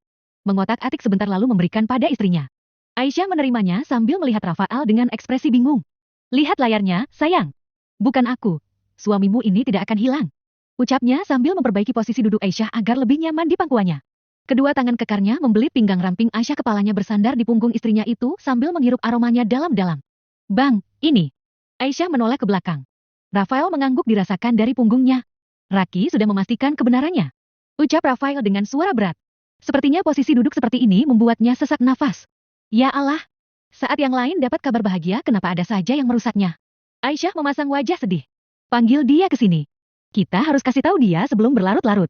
Ucap Rafael dengan mata terpejam. Tangannya mengusap perut Aisyah, membelainya dengan lembut. Aisyah mengerutkan keningnya. Kenapa? Pertanyaan itu terlontar karena tak biasanya Rafael membelai perutnya seperti ini. Kalau kita punya bibi lagi, gimana? Sepertinya ada yang cemburu dan tak mau kalah dengan dua temannya. Aisyah tersenyum dan membelai pipi Rafael. Tunggu anak-anak masuk SD dulu, nanti kita bicarakan lagi, ya. Rafael mengangguk. Dia hanya ingin memiliki putri kecil lagi. Bukannya tak bersyukur dengan kehadiran Ara. Hanya saja, gadis kecil itu tak mungkin dia yang menjadi wali nikahnya. Rafael ingin merasakan bagaimana rasanya menikahkan anak perempuannya kelak. Dia juga mau memiliki anak perempuan yang benar-benar bisa ia klaim sepenuhnya. Jangan sedih dong. Aku panggil Melan dulu. Aisyah turun dari pangkuan Rafael. Setelah merapikan pakaiannya dia segera keluar menemui sahabatnya itu. Bang. Aisyah kembali bersama Melan yang bingung. Sudah bertahun Aisyah menikah dengan Rafael. Sudah sering pula dia datang ke rumah ini. Tapi, sekali saja dia tidak pernah berbicara dengan Rafael. Jadi wajar saja rasanya Melan merasa gugup. Selain aura Rafael yang begitu kuat, ketampanan itu tidak sanggup ia toleransi. Jika saja dia suami orang lain, tak mungkin ia segan untuk sekadar menatap ataupun curi-curi pandang. Sebagai wanita normal, tentu saja dia tertarik dengan ketampanan Rafael. Tidak sampai membangkitkan bibit pelakor juga. Masih dalam batas sewajarnya suka saja. Ada apa? Aku gugup ini. Bisik Melan pada Aisyah yang senyum-senyum tak jelas. Tenang, tidak usah takut. Sampai keringatan gini. Aisyah malah menggoda dengan pura-pura mengelap keringat di dahi Melan. Melan menyipitkan mata. Tangannya terulur hendak menepis tangan Aisyah. Namun diheman Rafael membuatnya urung, malah kini dia merasa sedikit gemetaran. Rafael tidak bicara, dia hanya mendorong tablet yang layarnya menyala. Melan melirik Rafael sekilas lalu matanya beralih pada tablet itu. Aisyah mendekat hendak ikut melihat, gerakan jari Rafael menghentikannya. Yang Aisyah lihat di awal tadi hanya sebuah foto, tapi yang diperlihatkan pada Melan sebuah video. Tentu saja Rafael tidak akan membiarkan mata suci Aisyah melihat hal kotor itu. Brengsek! Umpat Melan sambil terkekeh. Dia mendongak agar air matanya tidak turun. Gayanya saja sok menjaga, tidak mau merusak. Pantas aja selama ini dia. Ah, sial. Lagi-lagi Melan mengumpat betapa kesalnya dia saat ini. Andai laki-laki itu ada di depannya sudah pasti akan dia tonjok sampai giginya itu rontok. Kamu nangis. Ini bukan gayamu, Mel. Kamu cantik, wanita karir, badi bagus, apa yang kamu khawatirkan? Kata Aisyah sambil memberikan segial air putih pada gadis itu. Ah, aku nangis bukan karena sedih. Tapi kesal karena sudah ditipu selama bertahun-tahun oleh si brengsek itu. Kamu kebayang tidak? Betapa sia-sianya aku menunggu dia dan ternyata yang aku tunggu hasilnya begini. Ditepuknya bahu gadis itu gemas. Gini, kalau kamu lokin, aku bisa minta Bang Rafa cariin kamu laki-laki yang baik dan syoleh, gimana? Melan mendelikkan matanya. Mending kamu langsung bunuh aku saja sekalian. Aku pasti langsung dicoret dari ahli waris. Hais, kamu tahu tidak perempuan dalam foto itu? Dia itu namanya Karin. Seorang janda dan punya anak. Dia perempuan yang aku cerita sama kamu semalam. Ucap Aisyah dengan wajah kesal. Jika dia ingat-ingat kejadian di sekolah waktu itu, rasanya sangat kesal sekali. Rafael mengulum senyum melihat ekspresi istrinya yang di mata Rafael terlihat menggemaskan. Parah sih ini. Janda. Saingan aku janda gatal loh. Wah, gila. Harga diriku sangat terluka. Melan menepuk meja hingga Aisyah terkaget. Air dalam gelas pun ikut tumpah. Terdengar suara ketukan dari luar, Rafael mempersilahkan masuk karena tahu siapa yang datang. Tuan. Suara bariton itu terdengar begitu merdu di telinga Melan hingga ia menoleh dan melihat seseorang dengan kepala tertunduk. Wajahnya tidak terlalu terlihat, tapi Melan yakin pasti laki-laki itu sangat tampan. Mata. Perempuan harus jaga mata. Kamu baru patah hati loh. Bisik Aisyah pelan sambil terkekeh dengan kelakuan Melan. Ses. Itu siapa? Melan tarik Aisyah sedikit miring padanya dan berbisik di telinga wanita itu. Bang, Melan nanya. Itu siapa? Jahilnya Aisyah membuat Melan langsung bersembunyi di bawah kursinya. Ditarik-tariknya gamis wanita itu sedangkan Aisyah malah tertawa puas tanpa beban. Betapa beruntungnya dia memiliki teman. Bab ke-118. Sekar sedang berjalan di tepi jalan dengan ketakutan. Sesekali dia meneguk ke belakang, masker hitam yang menutupi setengah wajahnya membuat dia sedikit merasa sesak. Sudah lama sekali dia ingin pergi, namun mata-mata yang Rafael kirim untuk mengawasinya sangat sulit mengecohnya. Tinggal di panti jompo memang menjamin makannya. Tapi, jiwa bebas Sekar tertahan di sana.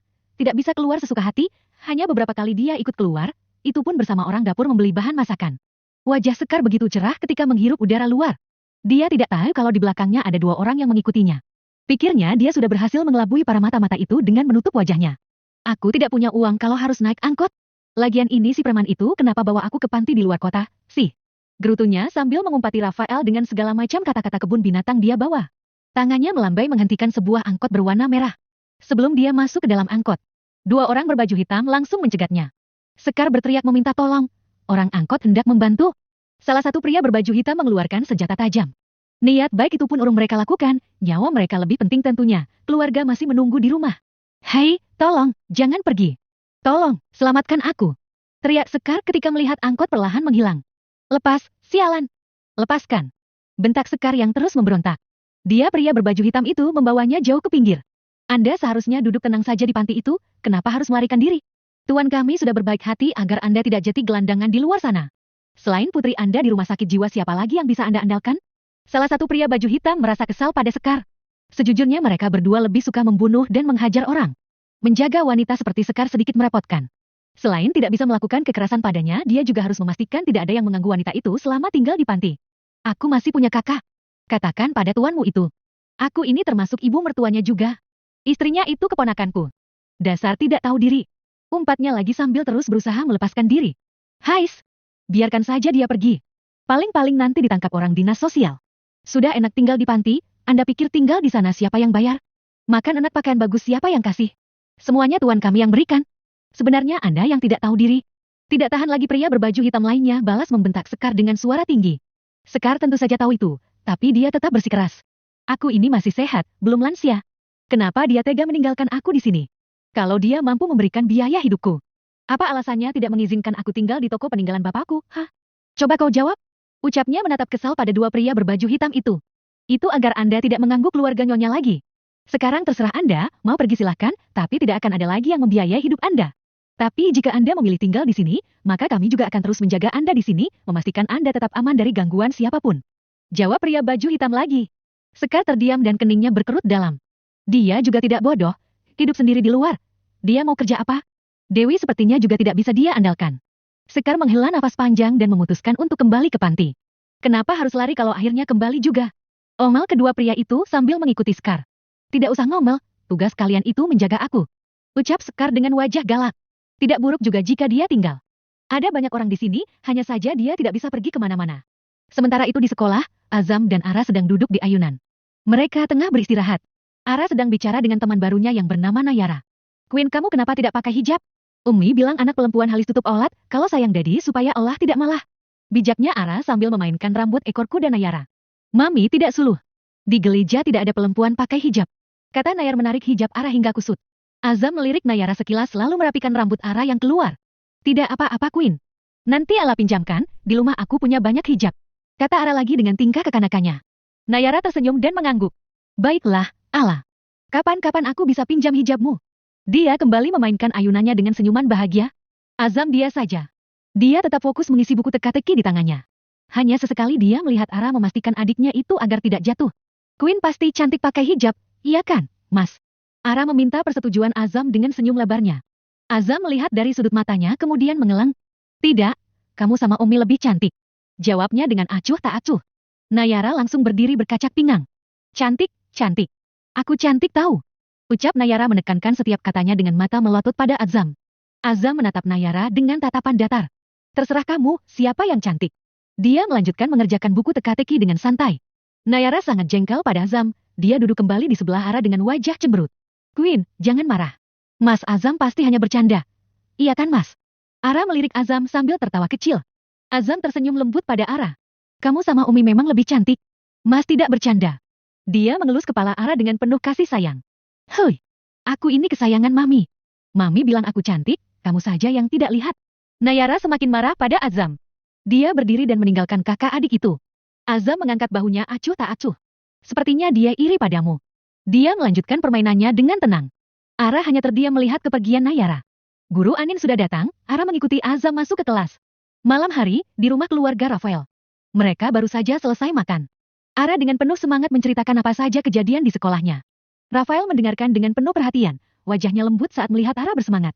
Ada kejadian seru apa di sekolah, sayang? Tanyanya sambil memeluk Ara erat-erat.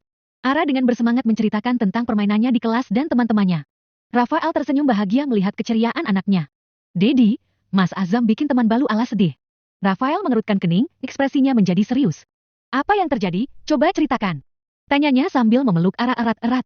Mas Azam bilang, Queen tidak cantik kalau pakai hijab. Queen tidak pakai hijab Dedi, nanti Ara mau kasih pinjam buat dia. Boleh kan? Rafael mengernyitkan dahi dan memeluk Ara lebih erat. Tidak apa-apa, sayang. Dedi akan bicara dengan Mas Azam nanti. Dia memberikan kecupan di kening Ara sebagai tanda dukungannya. Aisyah datang membawa 2 gelas susu hangat untuk Azam dan Ara. Dia mendengar sekilas cerita Ara tadi. Kenapa teman Ara tidak pakai hijab? Pertanyaan itu tertuju pada Azam. Sebab semua murid perempuan memang diwajibkan memakai hijab.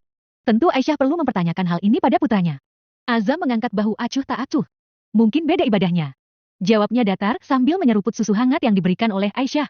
Aisyah dan Rafael saling menatap, akhirnya dia mengerti mengapa gadis kecil yang Ara panggil Queen itu tidak memakai hijab. Aisyah memandang Azam dengan lembut. Tidak ada yang salah dengan pilihan ibadah seseorang, termasuk pakai hijab atau tidak.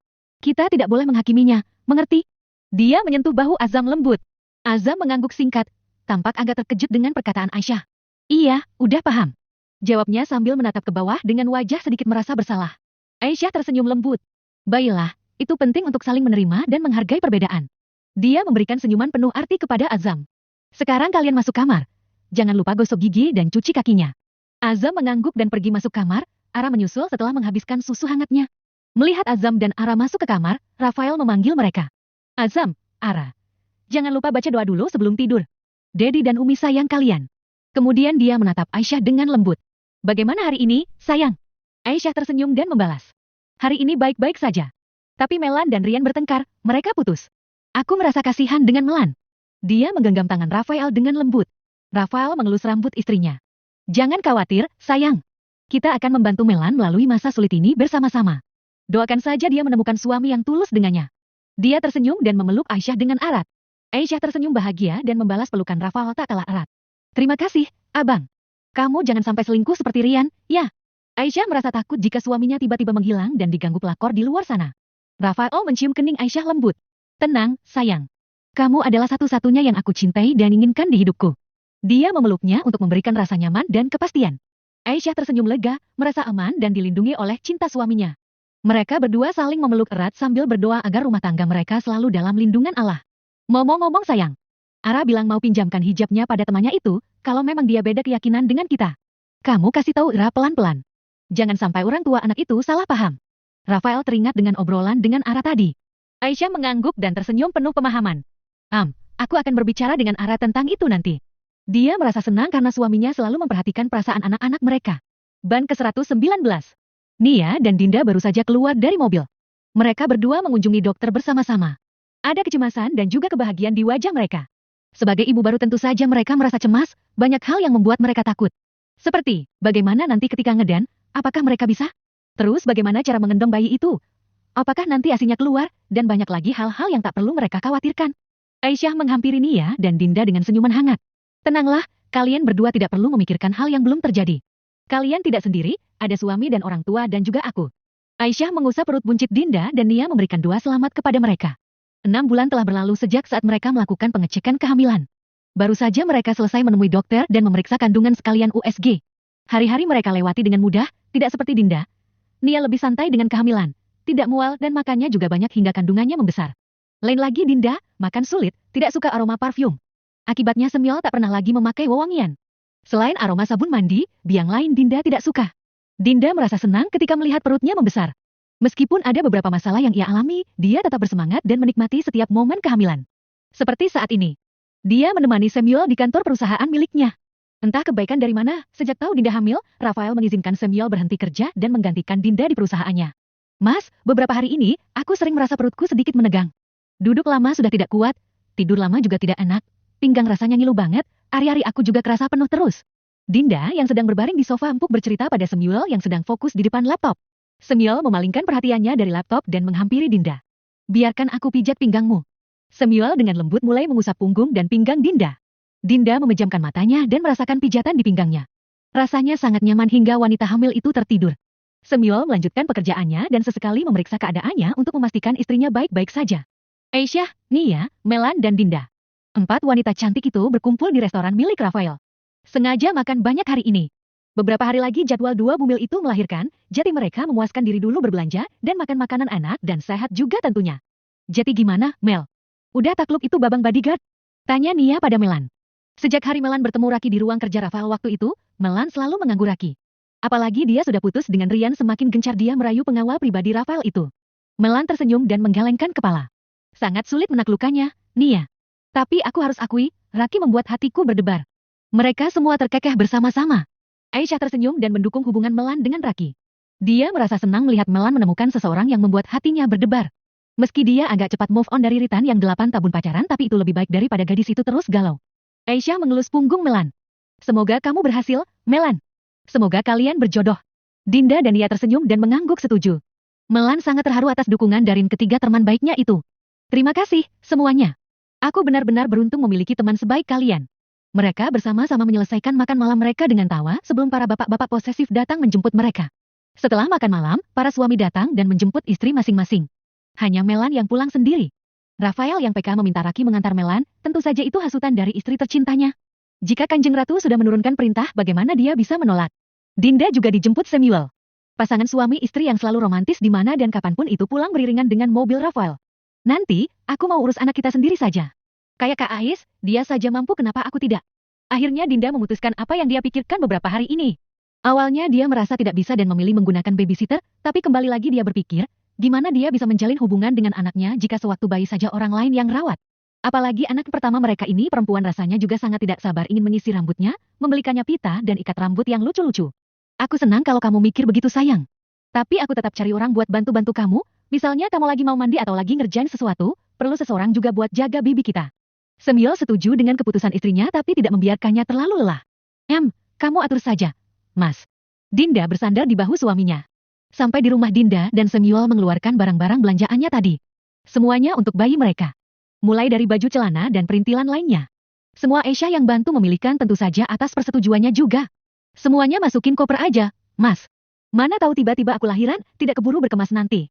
Dinda pisahkan barang buat bayi mereka dengan barang miliknya. Samuel datang membawa koper dan memasukkan semua yang sudah Dinda pisahkan. Ini apa, sayang? Samuel angkat sebuah bungkusan lumayan besar ukurannya. Itu buat nampung darah, Mas. Kayak pembalut yang aku pakai. Tapi ini yang ukuran besarnya dan daya tampungnya lebih besar dari yang biasa. Jawab Dinda. Oh, begitu. Aku belum pernah mendengar ada pembalut sepanjang itu. Tapi kalau kamu bilang begitu, aku percaya. Mereka berdua tertawa kecil sambil melanjutkan persiapan mereka dengan candaan ringan di antara mereka. Tenang saja, Mas. Nanti kamu bisa bantu pasangkan saat aku melahirkan nanti. Mereka berdua tertawa lagi dan menyelesaikan persiapan mereka dengan penuh cinta dan keceriaan. Malam telah larut, pasangan suami istri itu berbaring di atas tempat tidur. Sambil memeluk Dinda dari belakang, Samuel tertidur dengan lelap. Dinda pun ikut terlelap. Namun, baru saja rasanya dia memejamkan mata, rasa sakit tiba-tiba menyerang. Dinda duduk dan mencoba turun, rasanya dia mau buang air kecil. Baru saja dia tiba di depan pintu kamar mandi, rasa sakit itu semakin terasa dan sesuatu mengalir di sela pahanya. Dinda melihat cairan di lantai dan dia terkejut, perasaan dia tidak mungkin buang air kecil. Merasa cemas dia membangunkan Samuel. Mas, bangun. Samuel terbangun dengan cepat dan melihat Dinda yang panik. Ada apa, sayang? Kenapa kamu terlihat khawatir? Tanyanya sambil mencoba menenangkan Dinda. Dinda menunjuk ke bawah dengan khawatir. Mas, aku merasa ada yang tidak beres. Rasanya aneh dan sesuatu mengalir di antara pahaku. Perutku juga sakit. Sakitnya aku tidak bisa katakan. Suaranya terdengar gemetaran. Samuel panik mendengar kata-kata Dinda. Kita harus segera pergi ke rumah sakit. Sepertinya kamu mau lahiran, sayang. Serunya sambil membantu Dinda berdiri dan mencari baju yang bisa dipakainya untuk menuju ke rumah sakit dengan cepat. Tak lupa hijab instannya ia pakaikan di kepala istrinya. Samuel menarik koper dan menuntun Dinda keluar, sebelumnya dia sudah meminta satpam membuka pagar dan sopir menyiapkan mobil. Samuel dengan cepat membantu Dinda masuk ke dalam mobil. Kita akan segera sampai di rumah sakit, sayang. Tahanlah sedikit lagi. Mereka bergegas menuju rumah sakit untuk mencari bantuan medis yang mereka butuhkan. Karena rumah sakit milik keluarga Mama Dinda. Dia menghubungi orang rumah sakit terlebih dulu agar mempersiapkan segala sesuatunya. Tak lupa Samuel kabari orang tuanya dan juga mertuanya yang ada di luar negeri. Sakit, Mas? Rintih Dinda sambil memejamkan matanya. Samuel memegang tangan Dinda dengan lembut. Tahanlah sedikit lagi, sayang. Kita akan segera sampai di rumah sakit. Mereka tetap berpegangan erat saat mobil melaju menuju rumah sakit terdekat. Tiba di rumah sakit. Beberapa perawat sudah menunggu dengan berangkar. Dinda langsung dinaikkan ke sana dan dibawa ke UGD dulu untuk diperiksa. Bukaannya baru 2 dan Dinda segera dipindahkan ke ruang perawatan. Samuel menggenggam tangan Dinda dengan kuat. Tahanlah sebentar lagi, sayang. Kamu kuat. Kamu mau ketemu baby kita, Jati Harwa kuat, ya? Ia tak kalah cemas dengan Dinda. Melihat istrinya kesakitan, Sunggi tidak tega. Andai bisa biar dia saja yang merasakan sakitnya. Namun, dia tak pilih kuasa, dan tentu bukan takdirnya dia memiliki keistimewaan ini. Samuel membuang muka ketika dokter datang memeriksa bukaan istrinya lagi. Dia sakit hati ketika melihat tangan dokter itu memasuki wilayahnya. Tapi, bukan itu intinya, ekspresi tak nyaman istrinya lah yang membuatnya kesal. Meski dokter itu perempuan, dia tetap kesal. Samuel mencoba menahan emosinya dan tetap tenang. Dokter, tolong pastikan semuanya baik-baik saja dengan anak dan istriku. Katanya sambil memegang tangan Dinda erat-erat. Dokter mengangguk. Sekarang kita sudah bisa pindahkan istri Bapak ke ruang bersalin, ya Pak? Ucap dokter sebelum keluar. Beberapa perawat datang mendorong Brancar menuju ruang bersalin. Samuel mengikuti perawat dengan cemas, memegang tangan Dinda erat. Kita akan segera bertemu bayi kita, sayang. Bisiknya sambil tersenyum penuh harap. Sinta dan anak perempuannya baru datang setelah Dinda tiba di pintu ruang bersalin. Melihat Dinda yang akan segera melahirkan, hati Sinta berdebar-debar. Dia meraih tangan Dinda dengan erat, mencium keningnya lembut. Mami doakan semuanya lancar, sayang. Mami tak sabar bertemu dengan cucu Mami. Tiba di ruang bersalin. Dinda dan Semyol berganti baju yang bersih khusus rumah sakit. Dinda mulai merasakan sakit dengan intens dan semakin merintih ketika dokter memintanya berbaring miring. Semyol menggenggam tangan Dinda erat. Tahanlah, sayang. Kamu bisa melakukannya. Ucapnya dengan penuh kepercayaan sambil menyeka keringat di wajah istrinya yang tengah berjuang. Sakit, Mas. Dinda menitikkan air mata sambil meremas bahu Semyol dengan erat. Semyol mencium kening Dinda lembut. Tahan, sayang. Kamu hebat. Bisiknya dengan penuh kelembutan dan cinta yang tak terhingga. Meski rasa sakit terasa perih akibat remasan Dinda. Semyol tidak akan mengeluh, dia tahu pasti rasa sakit yang istrinya rasakan tidak sebanding dengan apa yang dia rasakan. Tarik nafas, dorong, Bu. Pantatnya jangan diangkat, ya Bu. Tahan kakinya di penyangga ini. Dokter membantu dengan menekan perut bagian atas Dinda dengan perlahan. Semyol tetap menjaga ketenangan dan memberikan dukungan moral pada Dinda. Kamu bisa melakukannya, sayang. Aku bangga padamu. Bisiknya dengan penuh cinta dan kepercayaan. Ayo, Bu, kepalanya udah kelihatan, pintar ibunya ini, sekali diajarin udah bisa. Ayo Bu lagi. Dinda menarik nafas panjang lalu mendorong sekuat tenaga sambil memegang erat tangan Semyol. Dorongan terakhir alhamdulillah disambut suara tangisan bayi yang membuat perasaan Semyol dan Dinda lega. Semyol mencium kening Dinda dengan penuh cinta. Kamu luar biasa, sayang. Kita punya bayi yang cantik sepertimu. Bisiknya sambil tersenyum bahagia melihat anak mereka lahir ke dunia. Alhamdulillah, seperti yang Bapak mau. Anaknya perempuan, ya Pak. Dokter menyerahkan bayi mungil itu ada perawat untuk dibersihkan. Sementara dokter juga membersihkan Dinda. Semyol mengadzani telinga bayinya sebelah kanan dan mengikamati telinganya sebelah kiri, sebagaimana ikamat untuk sholat. Dia menangis dan menciumi pipi merah itu dengan penuh cinta dan kasih sayang. Selamat datang, Nak. Papa akan selalu melindungimu. Bisiknya sambil menyeka air matanya yang bahagia. Bab ke-120. Dengan motor sportnya yang gagah, seorang laki-laki memacu kendaraannya dengan kecepatan yang menggila. Seperti elang yang terbang bebas, motor itu melaju dengan lincah dan gesit di jalanan yang sepi. Mesinnya berdentum-dentum dengan suara yang menggelegar, memenuhi udara dengan kekuatan dan keganasan. Laki-laki itu, seperti pahlawan yang tak terkalahkan, menaklukkan tikungan-tikungan tajam dengan keahlian yang luar biasa. Seperti kilat yang menyambar, motor itu meluncur dengan kecepatan yang memukau, meninggalkan jejak suara mengaum yang memekakan telinga. Setiap akselerasi, setiap perpindahan gigi, dan setiap tikungan, seperti simfoni kecepatan yang mempesona, menciptakan harmoni yang memukau. Di tengah laju kencangnya, tiba-tiba seorang gadis muncul hendak melintasi jalan. Beruntung dia dengan cepat menarik rem dan motornya berhenti dengan gesekan ban dengan aspal yang menimbulkan suara seperti ledakan yang menggelegar. Azam melihat gadis itu terlihat kaget dan gemetaran. Tanpa ragu, dia segera mendekatinya dengan tegas sambil menunjukkan ekspresi serius. Kamu harus lebih berhati-hati di jalan. Bisa bahaya. Ucapnya dengan nada yang penuh peringatan. Gadis itu menoleh dan membuka matanya. Apa kau pikir jalanan ini milik keluargamu? Jeti dengan senaknya bawa motor kebut-kebutan begitu? Dengan tangan gemetaran gadis itu mengusap dada. Hampir saja maut datang menjemputnya. Jika tadi dia maju selangkah saja, sudah pasti besok hari pemakamannya. Rasa dingin angin malam membuat gadis berseragam itu bergidik kedinginan. Rambut panjangnya diterpa angin memperlihatkan kulit lehernya yang jenjang. Azam berhenti sejenak, menatap gadis itu dengan tajam. Jangan salahkan orang lain atas kesalahanmu sendiri. Dia melanjutkan perjalanannya setelah memastikan gadis itu tidak terluka. Gadis bernama Naraya itu menatap Azam dengan wajah tak percaya. Hai, kau harus berhati-hati. Jangan kebut sembarangan. Jangan mentang-mentang jalan sepi kau malas anaknya. Ucap Nara sambil berkacak pinggang. Anak saja dia disalahkan. Sewaktu dia hendak melintas tadi, dia tidak mendengar dan melihat ada kendaraan yang lewat. Tiba-tiba saja motornya muncul di hadapan seolah-olah ada portal di sana. Azam tak menjawab, dia hanya mengangkat tangan dan melambai tanpa menoleh. Nara menatap kepergiannya dengan mata melotot. Wah, benar-benar, hari pertama bekerja sudah sial begini. Azam mengendarai motornya dengan cepat, meninggalkan Nara dalam kejengkelannya. Dia merasa sangat lelah dan ingin segera berbaring di kamarnya. Sombong banget toh, orang. Mentang-mentang bawa motor mahal seenak udelnya aja ngebut. Nara terus mengomel meski Azam sudah pergi. Sebuah mobil berwarna merah tiba-tiba berhenti di depannya. Pintu terbuka dan seorang laki-laki turun dengan sebuah jaket di tangannya dan menyelimuti tubuh gadis itu. Nara. Laki-laki itu menatap gadis tersebut dengan tajam. Ada apa? Nara menggelengkan kepala.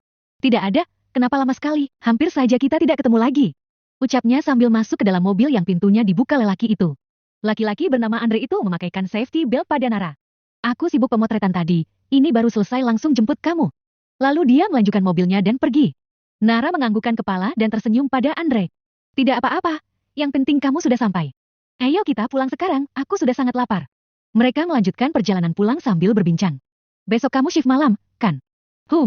Kayaknya aku cari kontrakan yang dekat rumah sakit aja deh. Capek kalau harus bolak-balik, jauh. Jawab Nara. Ekspresinya tampak ceria meski Andre tahu ada beban di hati gadis yang dicintainya diam-diam itu. Kedua orang tahu Nara masih ada.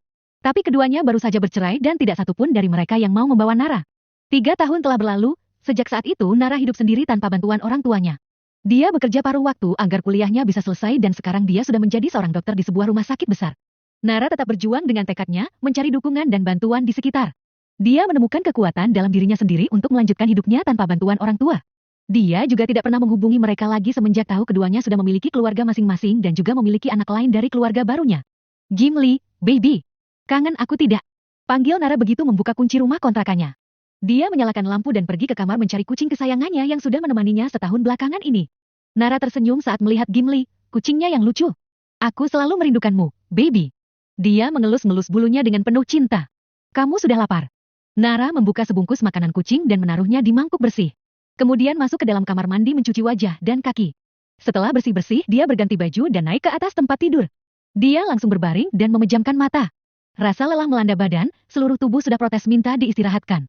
Dalam hitungan menit Nara sudah tertidur pulas. Nara terbangun oleh suara getar ponselnya. Dia mengambil ponsel dan melihat pesan dari seorang temannya. Sudah selesai kerja? Mau ke kafe bersama nanti? Nara mengucek matanya dan mengetik balasan, menolak untuk bertemu dengan temannya di kafe malam ini. Dia benar-benar merasa lelah, perut lapar saja tidak ia hiraukan saking mengantuknya. Maaf, aku terlalu lelah. Mungkin lain kali. Dia mematikan ponselnya dan kembali berbaring di tempat tidur untuk meneruskan istirahatnya yang tertunda. Malam itu terdengar suara motor berhenti di halaman rumah.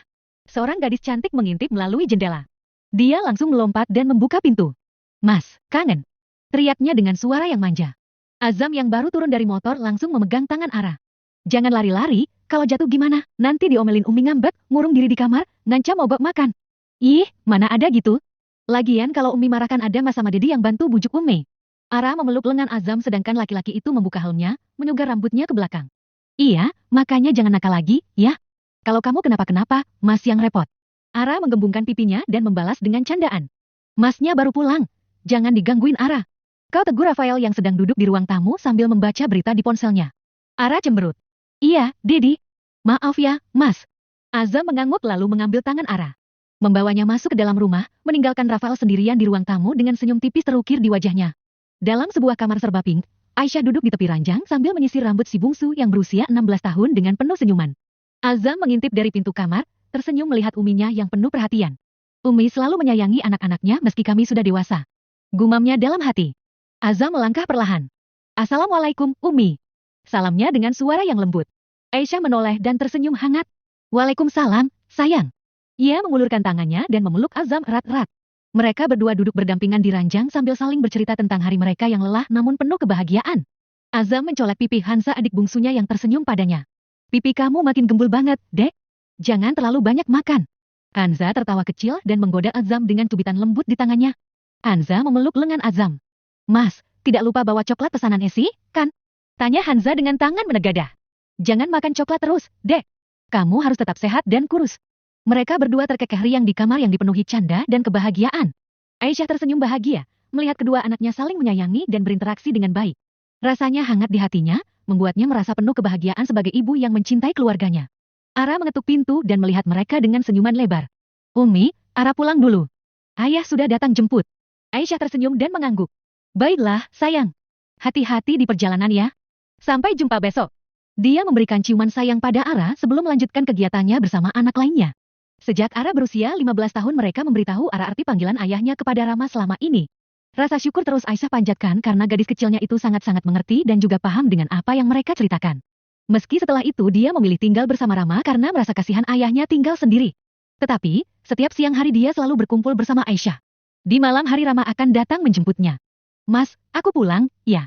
Dek, Mbak balik dulu. Dia mengecup pipi kedua saudaranya itu. Azam dan Hanza menganggukkan kepala mereka dengan senyum. Hati-hati, Mbak. Sampai jumpa besok. Suasana hangat terus berlanjut di rumah itu setelah Ara pergi apalagi kini Rafael ikut bergabung dengan mereka. Gimana dengan perusahaanmu? Rafael dan Azam kini berpindah tempat di ruang kerja Rafael. Alhamdulillah, semuanya aman terkendali, Dad.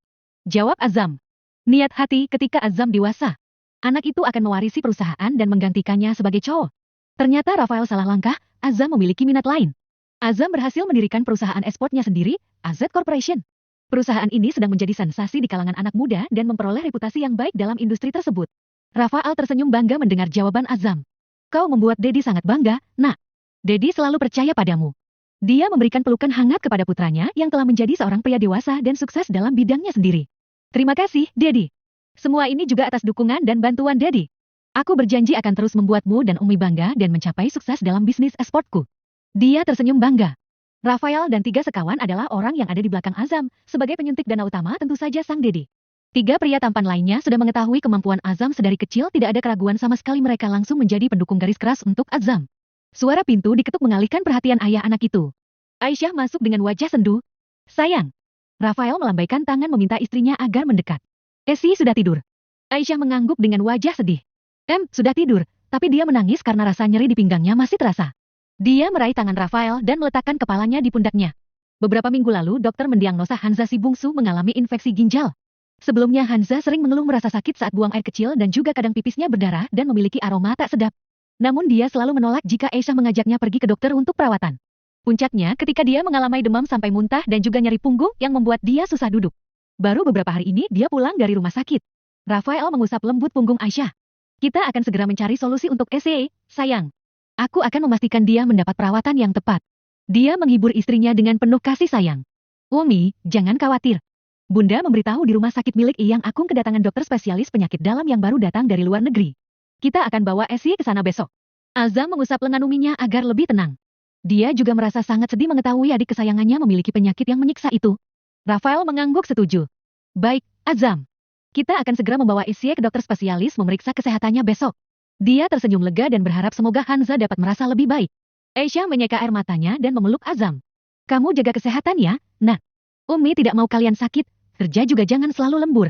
Nasihat Aisyah menatap sayang pada putranya. Azam tersenyum dan mencium kening wanita yang telah melahirkannya itu.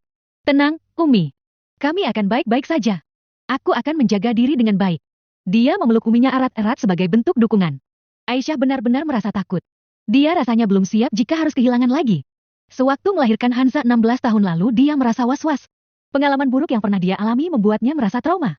Makanya, setelah melahirkan dia langsung meminta bertemu dengan sang anak. Aisyah menatap suaminya dengan penuh harapan.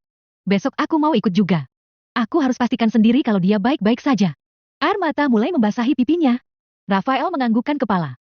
Tentu, sayang. Aku akan membawamu bersama kami besok untuk menemani Esi. Dia tersenyum lembut dan mencium kening Aisyah dengan penuh cinta. Aisyah tersenyum lega. Terima kasih, Abang. Dia merasa tenang dan bersyukur memiliki suami yang begitu pengertian dan mendukungnya. Terbiasa disuguhkan pemandangan romantis ini sejak kecil, Azam menjadi terbiasa. Dia tidak merasa malu juga melihatnya asal masih di batas wajar tentunya. Sebaliknya Azam merasa sangat senang. Di usianya yang sudah menginjak 23 tahun, kedua orang tuanya masih mesra dan romantis. Azam tersenyum canggung. Dedi. Panggil Azam ketika pria matang itu menarik tengkuk wanita matang di pelukannya. Rafael mendelikkan matanya. Kamu masih di sini? Tampang tak bersalah itu membuat Azam menghela nafas panjang. Azam tersenyum canggung. Kalian lanjutkan saja, aku mau pergi dulu. Dia bangkit dan meninggalkan ruangan untuk memberikan privasi pada pasangan yang semakin berumur semakin menggoda itu. Aisyah menepuk pelan lengan suaminya. Kebiasaan, sih. Betapa malunya Aisyah pada Azam. Padahal putranya itu sudah dewasa. Rafael tersenyum lebar. Kamu juga suka, sayang. Dia mencubit pipi Aisyah dengan gemas. Aisyah memerah dan tersenyum malu. Hentikan, Abang. Dia menjauhkan tangan suaminya dari pipinya yang merona. Makin tua makin genit. Aisyah memukul dada pidang suaminya yang masih berotot dan keras itu. Rafael tersenyum dan memeluk Aisyah erat-erat. Genitnya sama kamu saja kok. Dia mencium lembut bibir Aisyah sebelum kembali melanjutkan aktivitas mereka yang terputus.